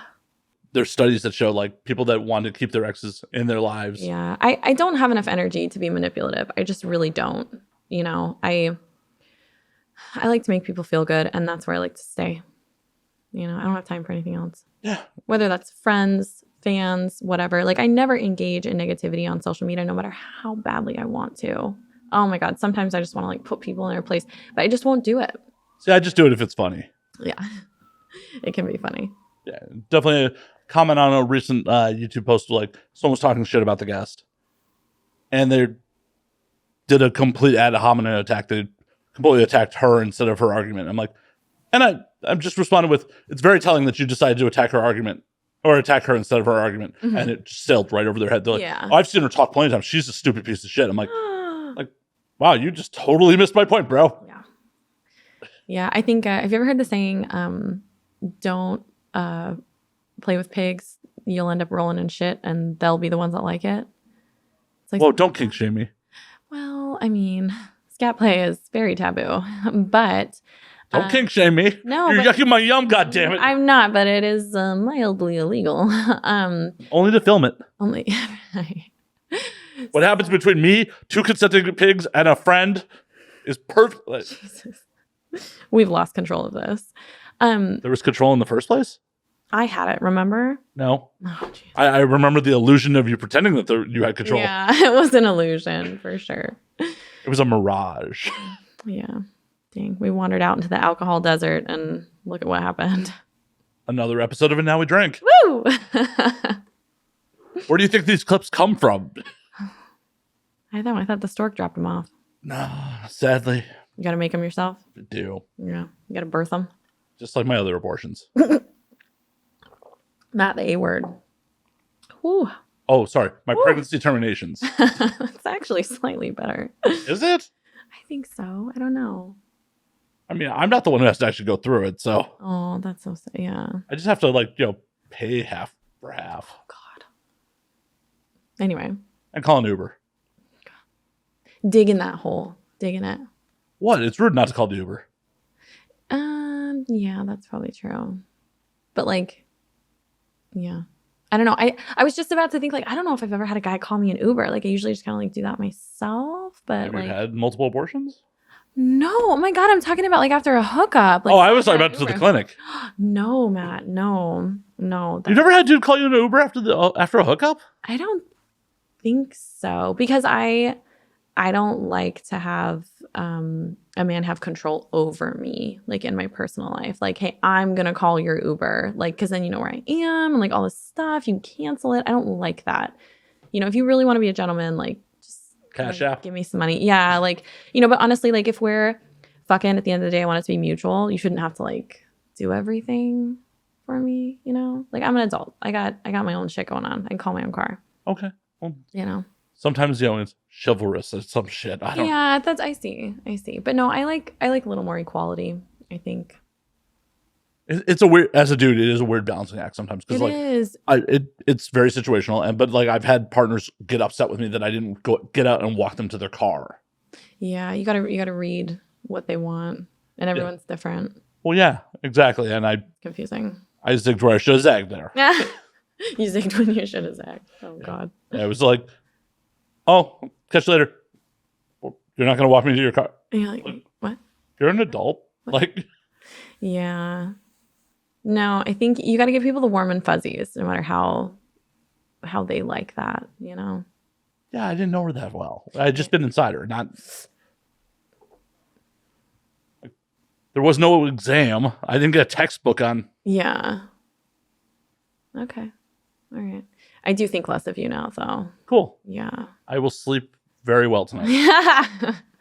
I'm not the only one. Matt is still sleeping just fine. I'll be good. Yeah. Yeah. Snoring in that big bed. Yep. You do give off like bear vibes. Like, do you hibernate and shit? I do sometimes. Yeah, I can see that. Hence why the apartment was ice cold when you got Oh my God, it was so cold. Was the AC on? The windows were open? Like, oh, the window. I literally am wrapped in a blanket. Like, the only reason the balcony door was open is because I was outside smoking. Sure. It doesn't make sense to leave windows open while you have the AC on. No, but I mean, you're a little kooky, so I didn't know what to expect. That I don't understand how basic air conditioning works. Well, you couldn't figure out how to walk a girl to her Uber. So. Oh, no, I figured out how to do it. I just chose not to. Yeah. Okay. I had just come. I didn't want to put on pants. Oh, she was fucking out of there. She was like, oh, bye. Fair enough. Yeah, it was one of those things where like she hung out until I'd been drinking and like didn't pop initially. And like we went for round. Oh, I hate that. She hung out for round 2 and like till I came and like the minute I popped, she's like, okay, now I'm going to go. That was really nice of her. No, I think it was an ego thing for her. It wasn't a nice thing. Oh, yeah. I was more than content to be like, oh, that was great. There's times where I am like such a head case that I can't come. Like I'm just enjoying the moment and like being close. So I don't ever put that pressure on my partner either. So yeah, I would be like, all right, hey, I've had enough. I'm out of here. I wouldn't be like, all right, I'm going to stay till you come. Oh no, I was kind of annoyed that she like on one hand, I'm like, do you want to like do it yourself? No, I wasn't going to do it myself. I'm apparently this is a form of ED. I got that laid down to me. But occasionally when I get too drunk, I have problems finishing. Like I that was really common. Like that's ED. I guess it is technically ED. If Jake Edelstein is to be believed. Sure. He told me when I had him on the show that like that's a form of ED because I was talking about it frankly. Oh, wow. I'm like, oh, well, I didn't know. So what's his like advice? Like pop a Viagra before you drink?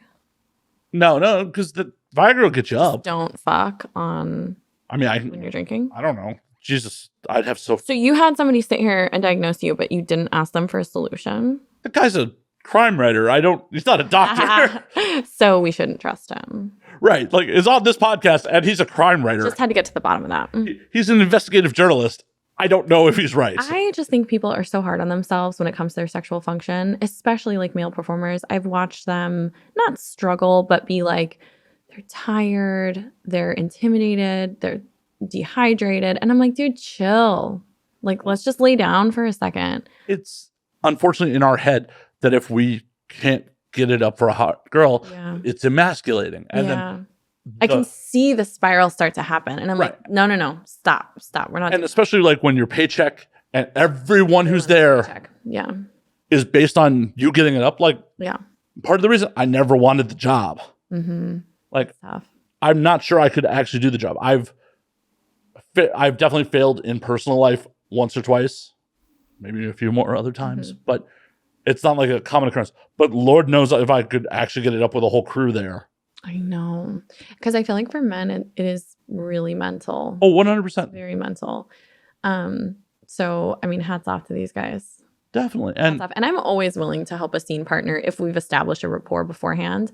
So it is kind of funny to me when guys don't take that time to like come talk to me or, kind of like lay it on a little bit. Well, you're so standoffish. And I'm like, yeah, right. I'm so intimidating.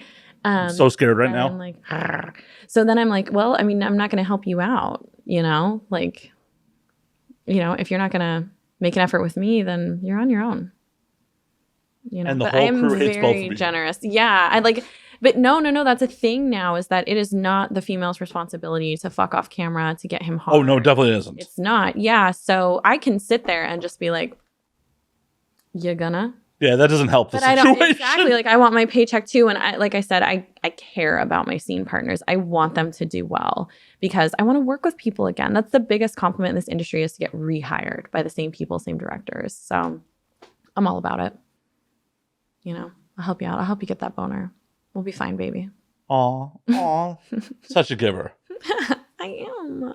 Yeah, it's a stressful job. It's a stressful situation. It's wild. And I can tell you in personal life, like, there have been times where I've had sex in public and it's been no issue. There have been other times where I've had sex in public and I was pushing rope for 15 minutes. Oh, God. That is such a funny, metaphor.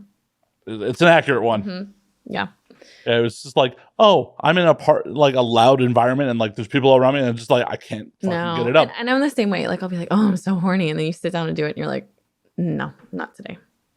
Not today. But there's other times where it's like, oh, I fucked someone at a cabana at like an AVN after party.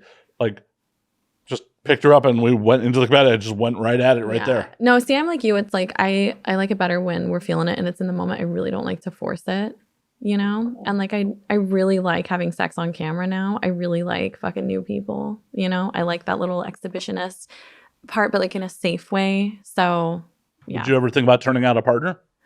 Turning what? Turning a partner out. Like, you know, you get a civilian partner and then be like, oh, hey, you're going to be my son cock for OnlyFans. Or yeah, I totally would. I just think I get really sensitive about compartmentalizing my life. So if I had a partner, that would not be the first thing on my mind. Like, okay, I need somebody that's like hot enough that I could like fuck them for OnlyFans. Because they're a prop. They don't have to be hot. Yeah, true. But I think I would rather keep things separate, you know? I think I will not date in the industry. Well, that's what I'm saying. Turn someone out. Like they start off as a civilian, and then you're like, yeah. If they wanted to do that, that's fine. I mean, I'm sure we'd like develop a rapport. I'm never gonna say never, but I'd rather not. You know, I want to be able to come home and just talk about something other than porn and sex because I'm a fucking fiend. Oops. Oh my god. Huh? But would it be a weird conversation if they like? You know, obviously they're going to be aware of your public persona probably fairly early on into a relationship. Dude, I think you should try anything. You know, you want to try it, try it. See how it goes. But no. But you're not feeling it. Because here's the thing. Okay, don't hate me, but I prefer to be the hot one in the relationship. I want you to be like, go for it. You know, I don't want you to be like, hey, I want to do it too. I'm hot too. I want to be your like prize. You know. So this is going to be another one of those short kinks comments, isn't it? Abso-fucking-lutely. 5'10" and under, please. Medium hot, soft body, and preferably brunette. Any ethnicity. Go for it. She's undressing me with her eyes, folks. No beard. No, I'm just kidding. Perfect. Glasses, beard. No, yes. Everybody wants to say, what's your type? What's your type? And I just kind of looked back at like the people that I've dated and I was like, oh shit. Like we got a pattern here. So, and I like nice guys too. So don't give me that nice guys finish last. Then you're not a nice guy. I mean, honestly, no one is a nice guy. No.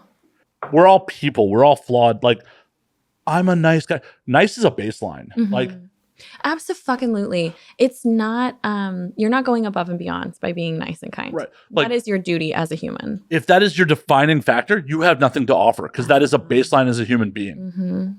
I love that. Baseline. Yeah. Yeah.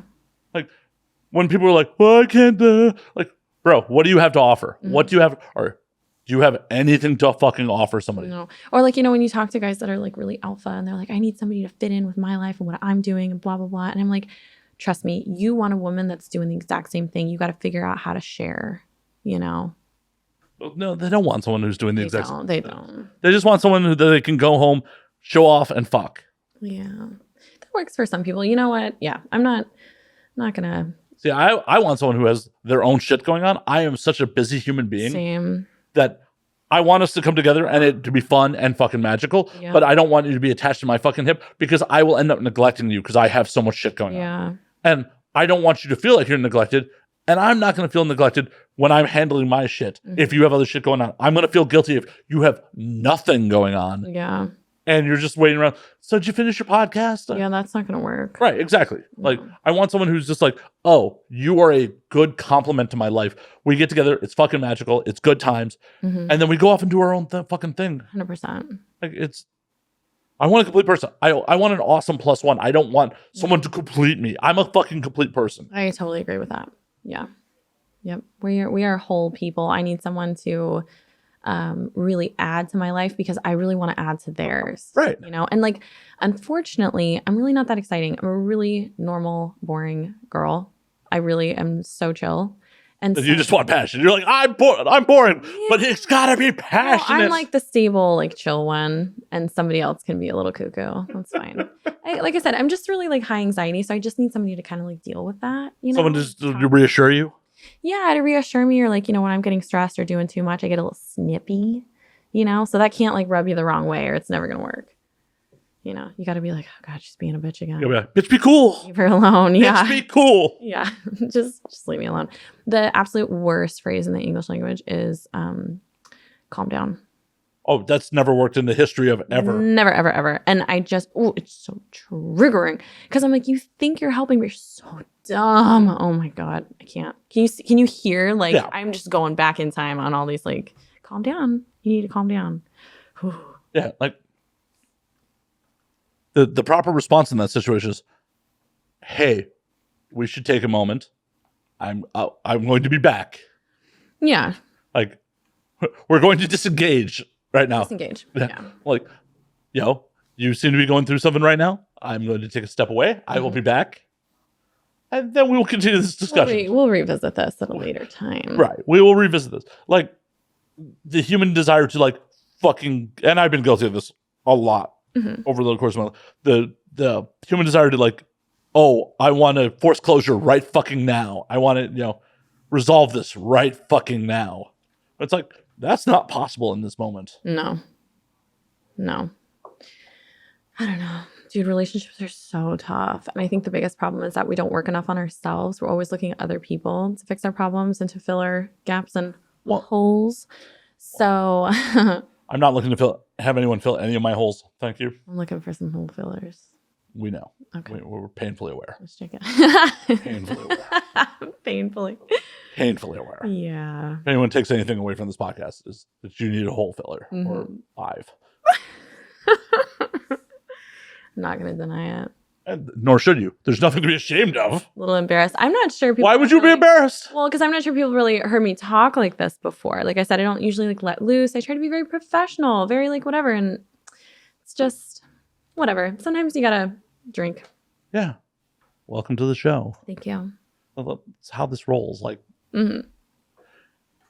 this is more of, I want the people to feel for who you are as a person, not necessarily the character. My fans want that too. I think, and fans is such a weird word, like I don't need fans. If you just happen to like what I do, I want to give you more of it. And you want to make money. That too. Yeah. But I feel like if you're not enjoying yourself and you don't love your work, then people are going to see right through it, Maybe. Like, yeah. I'm not that good of an actress. It's pretty real. Well, I hope so. Yeah. But I freely admit, like, there are definitely days where this is work. Yeah. Yeah, that is true. And just like any job, it is work. This is a business. That is so funny. Only one time in my 2 years of camming, I got online, you hit goals, and the last goal is usually like, watch me come, right? And I remember... That's a goal. That's the goal. Because you're tipping for it. Generally my goal is to come and then be out. Okay. Well, this is how I play the game. So we hit that come show goal, and I start to kind of like, get going, get busy.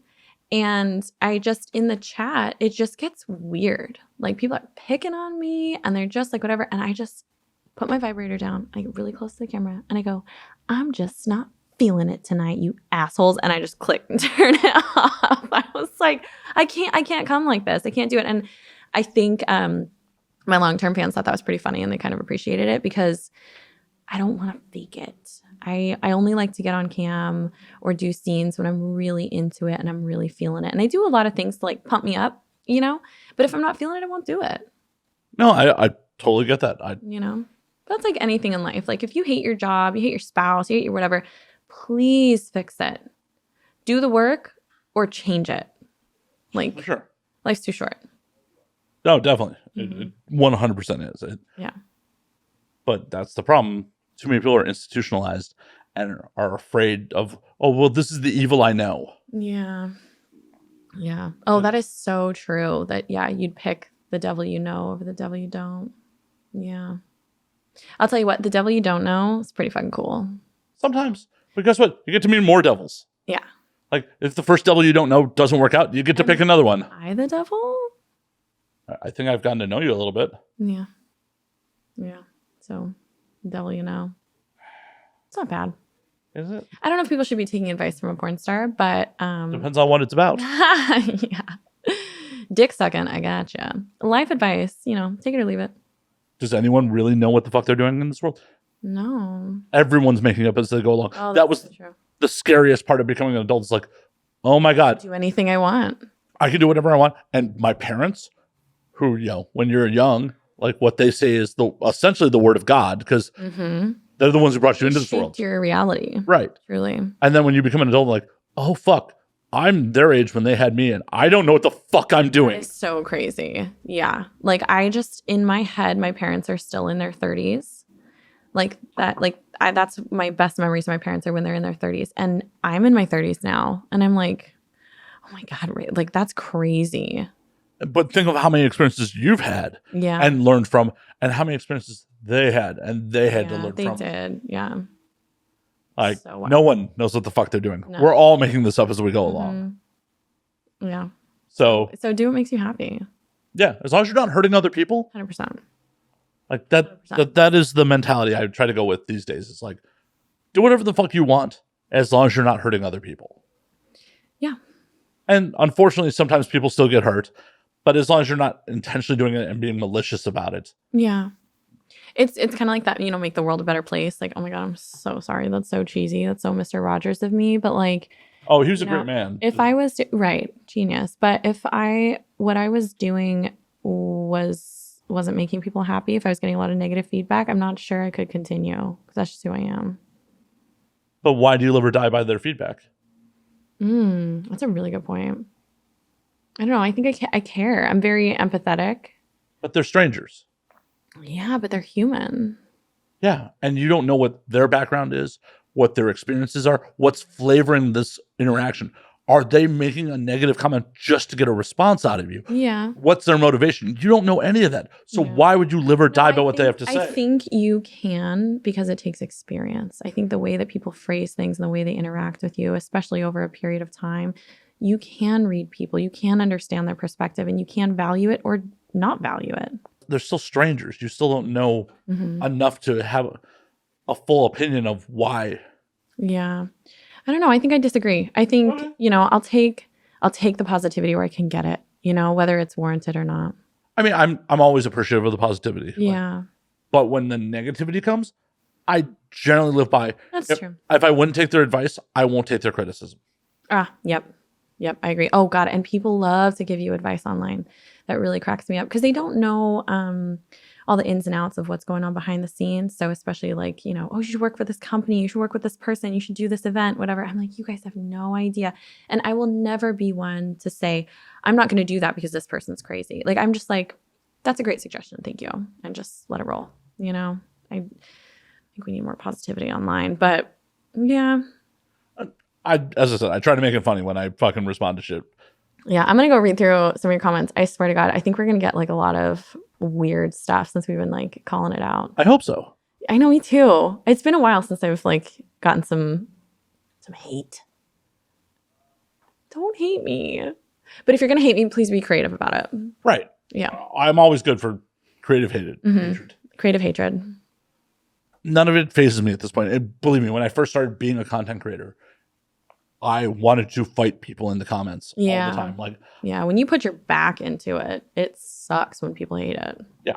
And it's just like, oh, I want to fight you. And now it's just like, I had a whole string with someone on one of the videos and they were just talking shit. And at the end of it, I'm like, thank you for driving up my interaction. Oh, 100%. That is so funny. They stop responding immediately. Yeah, when people just go back and forth and you're like, you actually just helped me out. So like, you're helping me with the YouTube algorithm. I appreciate you. Yeah. No, I had a little tiki-taki go viral. Got a couple million views. And it was just all over the place. Like, people were like, and it was a reaction video. I was purposely trying to be ridiculous. And it was so funny because the one that cut me the most, and it came from thousands of people, was come get your mom.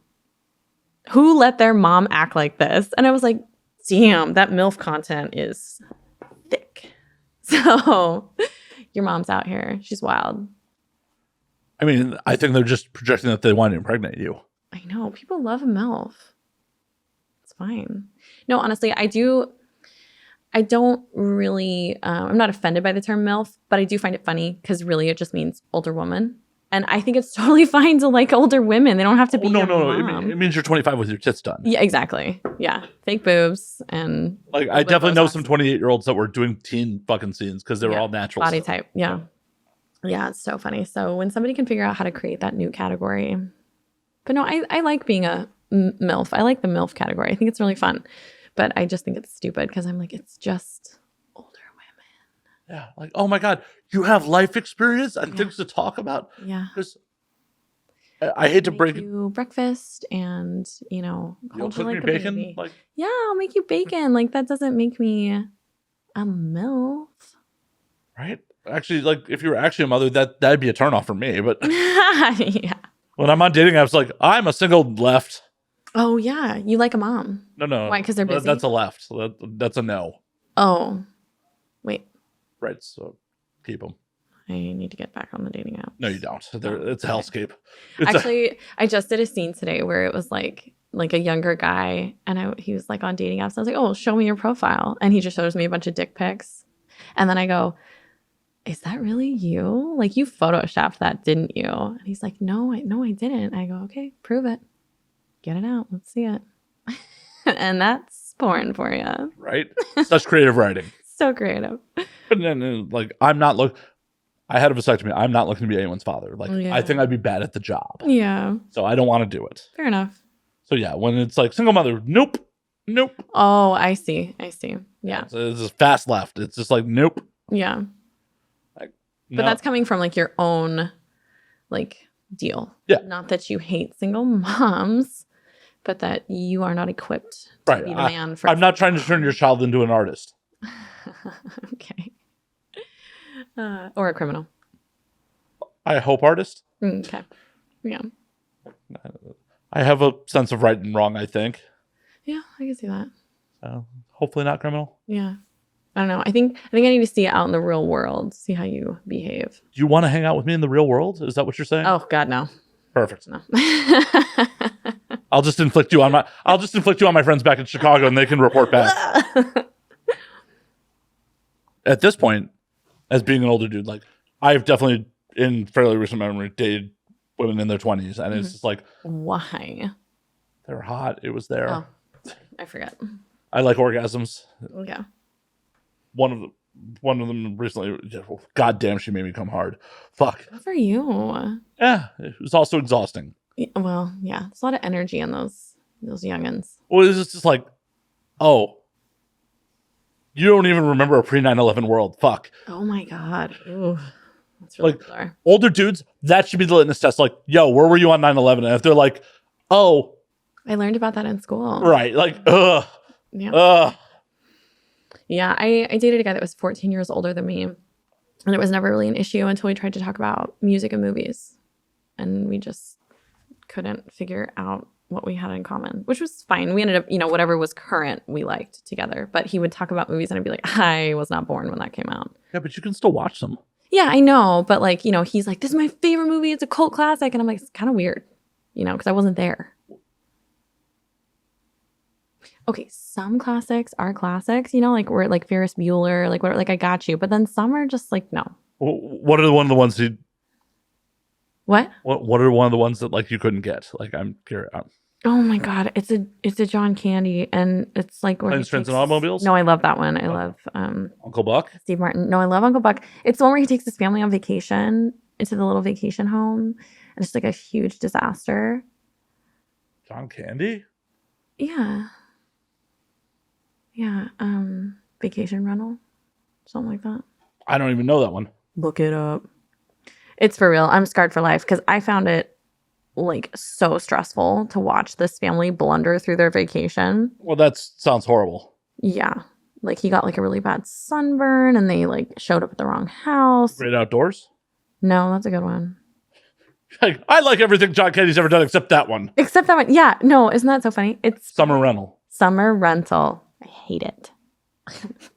I've never seen it. Yeah. It also has a 6.2 out of 10 on IMDb and a 17% on Rotten Tomatoes. It's not a good movie. I told you.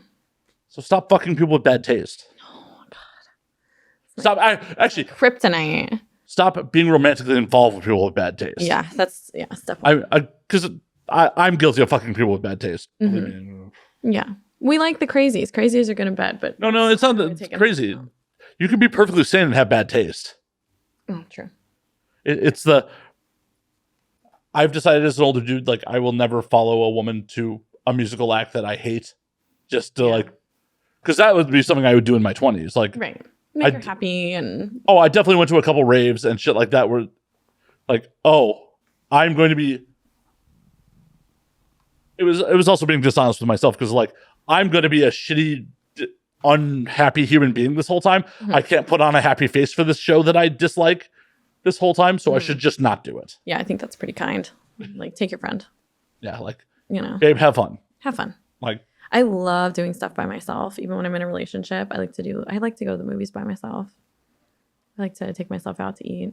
There's nothing wrong with that. Like, I don't think so. I don't think there's anything wrong with going to the movies by yourself because at the end of the day, we can still discuss the experience because we're having the same experience. The only time like we have to come together on shit is like live music because even if I saw the LA show and you saw the Chicago show, those are different performances. Yeah, for sure.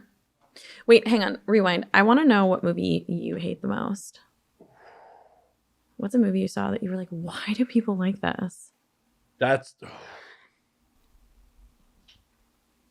thinking about that. There's so many to choose from, honestly. I know, but I will reveal past the curtain when the show's over. I'm a bit of a cinephile. Oh, okay. Like there's a wall of... You don't think there's like no such thing as a bad movie? Oh, no, there were definitely bad movies. Okay. There are definitely bad movies that are like... There are some bad movies that's like, oh, this is entertaining, but it's really fucking stupid. Yeah. There are some movies that are just fucking bad. And then there's some movies that are so bad that it's like, what constitutes a bad movie for you? Like poor production? No, like I can live with poor production. Bad acting, bad plot is what... I was going to say bad writing is what gets me. Because even a good actor can't save that. Right. Bad writing, bad plot gets me all the fucking time. Like, I just went and watched the D&D movie this week. Oh, yeah. Was it bad? Yes and no. Oh, really? So it was a lot of fun. It was a fun movie. Entertaining. It was entertaining. The plot is so weak. Isn't that wild? All the money in Hollywood, and you couldn't just write a better script. Well, I have my own beefs with Hollywood and the fact that, like, they're not willing to take risks anymore. Yeah. Because of piracy, because of how much goes into making a studio picture, like, that they're just not willing to take financial risks. That's why I kind of love the 90s, and that's why I kind of like, there are a bunch of movies like that Seth Rogen and James Franco made that I'm not necessarily in love with in a lot of cases, but I went and supported almost all of them in the theater because they're at least original IP. Yeah. And that's the biggest problem with Hollywood these days is like, nothing's original. It's all recycled IP. Yes. There's no risk being taken in the fucking art. No. I kind of thought Avatar was bad. The original? Yeah, because it's like... Did you see it in theater? Gully. Yeah, a bunch of like blue cats. Like... Did you see it in theaters? I think so. Just didn't do it for me. I think it's really when... no, that's bad. It's Dances with Wolves and... It's a lot of things, and you're right. It's a little recycled. So I was like, I'm not going to say this is the best movie. So I saw it in theaters. I enjoyed it a lot in theaters. But the reason I enjoyed it in theaters was because at the time, 3D movies were a lot of just cheap gimmicks. Like, oh, we're going to throw something at the camera to like, and Avatar was like the first movie that used 3D for increased depth of field. Oh, okay. To make it more immersive. Yeah. And I enjoyed the hell out of that. That went right over my civilian head. Like, didn't care. I don't know. As I said, I'm a bit of a film nerd. Yeah, a bit. A big bit. You've talked film with me for like 5 minutes at most. And you're like, ooh, film nerd. Big old film nerd. No, that's cool. I like that. Well, it's why I got into this fucking industry. I don't understand what kind of film nerd can't tell me what their least favorite movie is. You think that would just roll right off? No, I tried to suppress that shit. You're like, I'm not going to think about that anymore. I mean, Cats was pretty bad. Oh my God, it was so bad. Or Geppetto. Speaking of like that weird animation. I didn't see that. You didn't see that with Tom Hanks? I didn't. It was awful. I had tried to watch Cats on mushrooms and couldn't make it through. Couldn't even do it? I'm like, I am going to get really fucking... That was epic. I'm going to do... Isn't there an award series for worst movie? Razzies. Yeah, Razzies. Yep. Yeah. So yeah, I was like, I'm gonna get during the pandemic. I'm gonna get super high on mushrooms. Yeah. I'm gonna trip balls, and I'm gonna watch cats. This will be amazing. I couldn't make it through it. Yeah. It was like, this is so fucking bad. No, which is crazy because I grew up on like Cats on VHS, like the Broadway production. Like I loved that, and when I watched this, I was like, what is going on? They've ruined it. And you'd think like, there's a lot of really good actors in the movie. Idris Elba is amazing. Amazing. Like I will watch pretty much anything Idris Elba's in. Have you heard him rap? I have not, but I've seen him like sense of him DJing. Dude, he's so hot when he raps. Yeah, gives me 50 Cent the Game vibes. Should DM slide him too? Yeah, I will. No, I think he's got a family. I think the Game's got a family too. What am I doing? You're such a bad influence on me. Am I? Or am I a good influence? You're fun. You're fun. I need more friends like you. They're just kind of like, fuck it. I don't see you DM sliding. Okay. And it's his responsibility to say, I got a family. That is so true. But I don't want to be that. I mean, maybe he'll just fap to you. I would love that. Right? I would love that. Just, fuck a Stringer Bell. I didn't realize how much celebrities do enjoy when you recognize them or say, hey, I'm a fan of your work. I always thought that was so cheesy. That's what everybody else says. But like, they love it.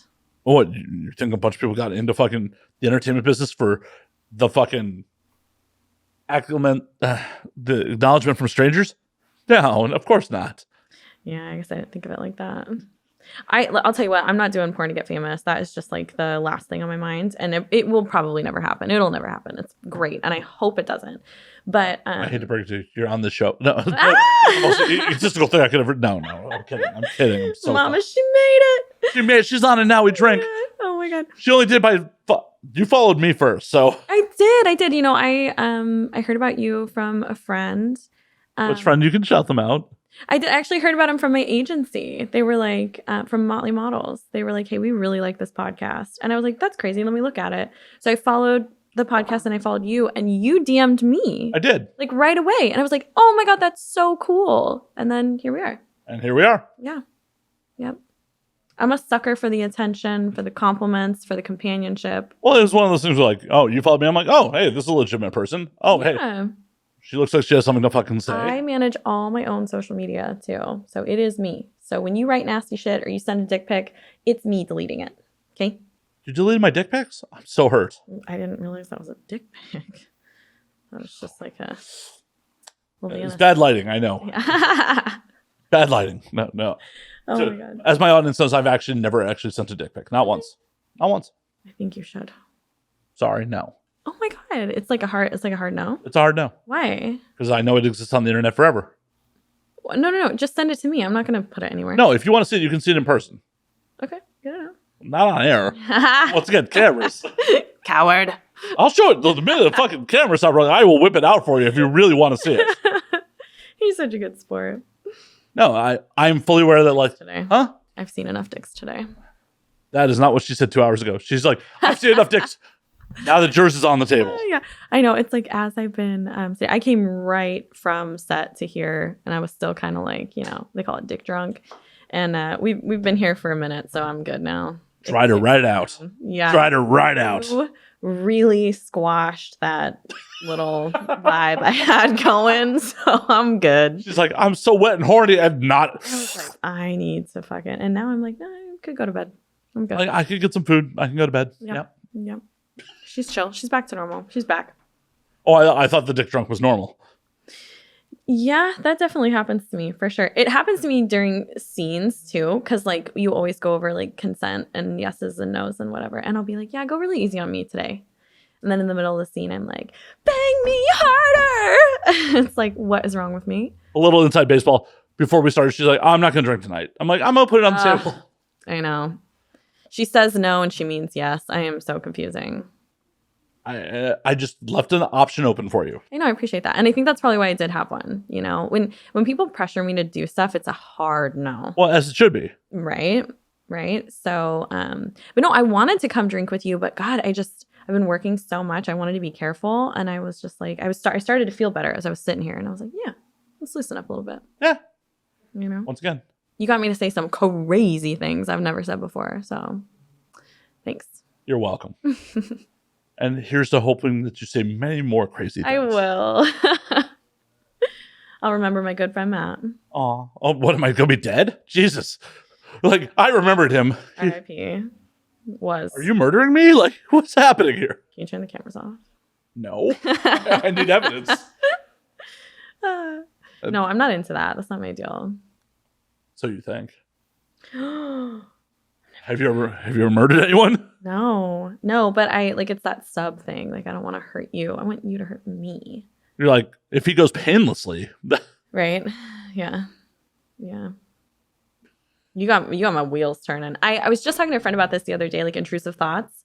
Like we've all done the thing on like the freeway where you're like, if I just, or like standing on, like I went on a hike and I was standing especially on 290 at the fucking yes. Oh, kill me.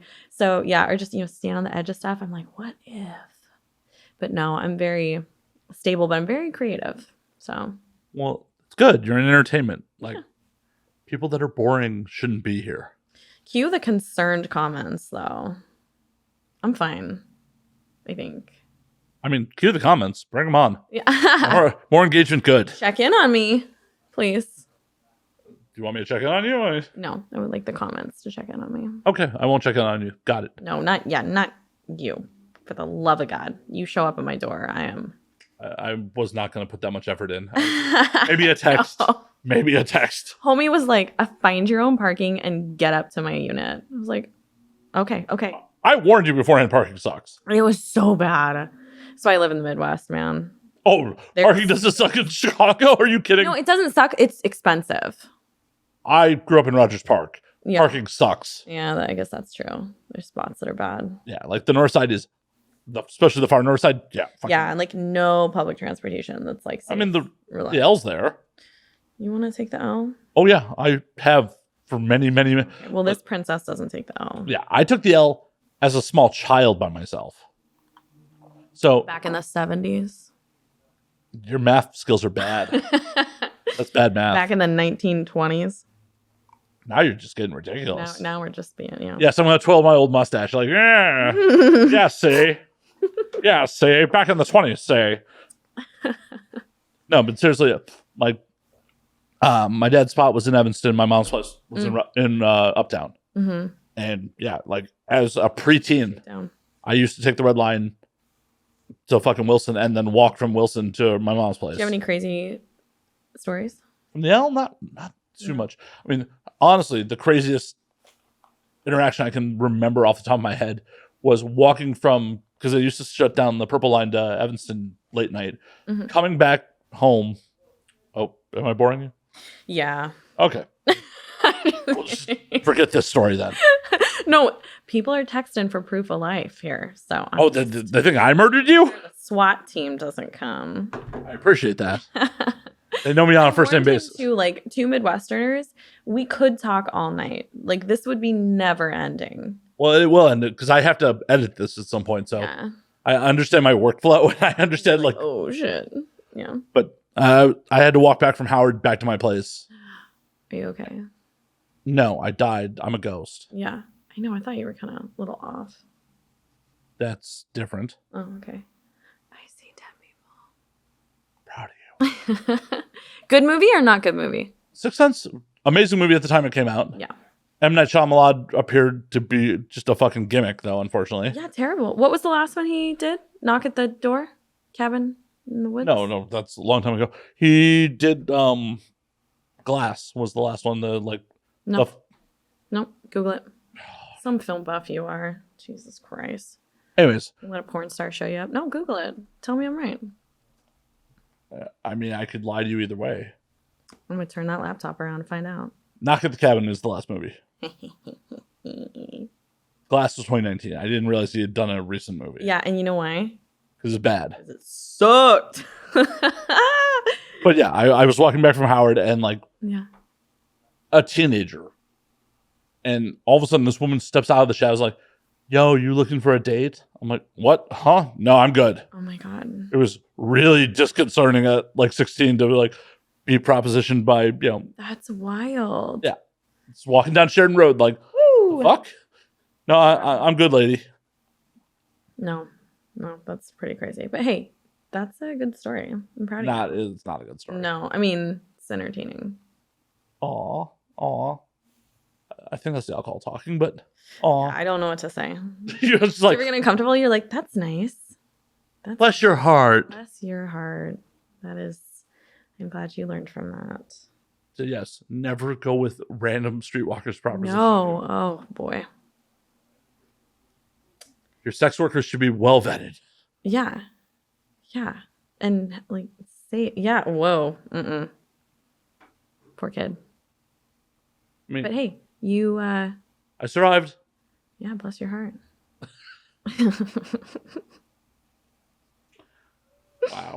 Wow.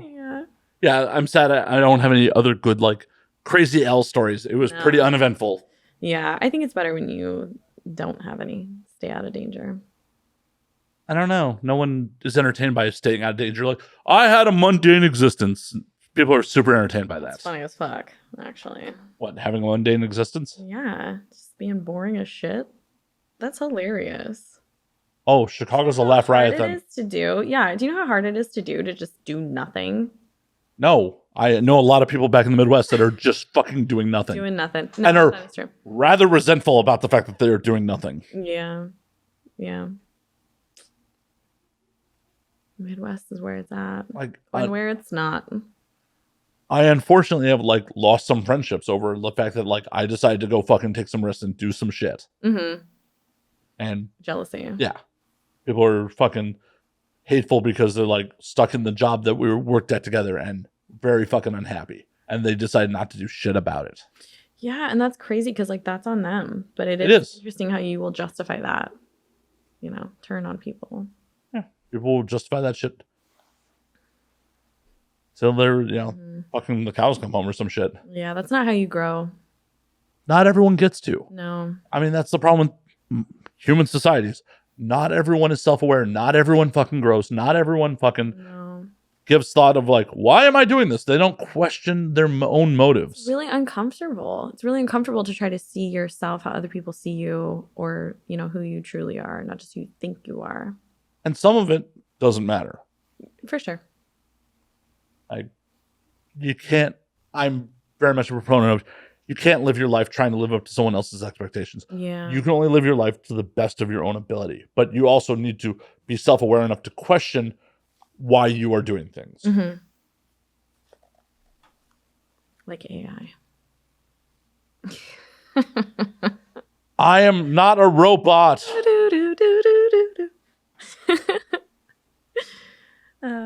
But on that note, I think we're going to call last call on this motherfucker. We've been at this for over 2 hours. I know. I love it. I can talk to you all night. Oh, well, you can if you want to, but I just don't want to have to edit it. That was a Midwest thing to say. I know. Should I slap my knees and be like, well? Did you get that? Yeah. Oh. Yeah. Oh, thanks for having me. Melissa, before you run away, where can they find you on the things?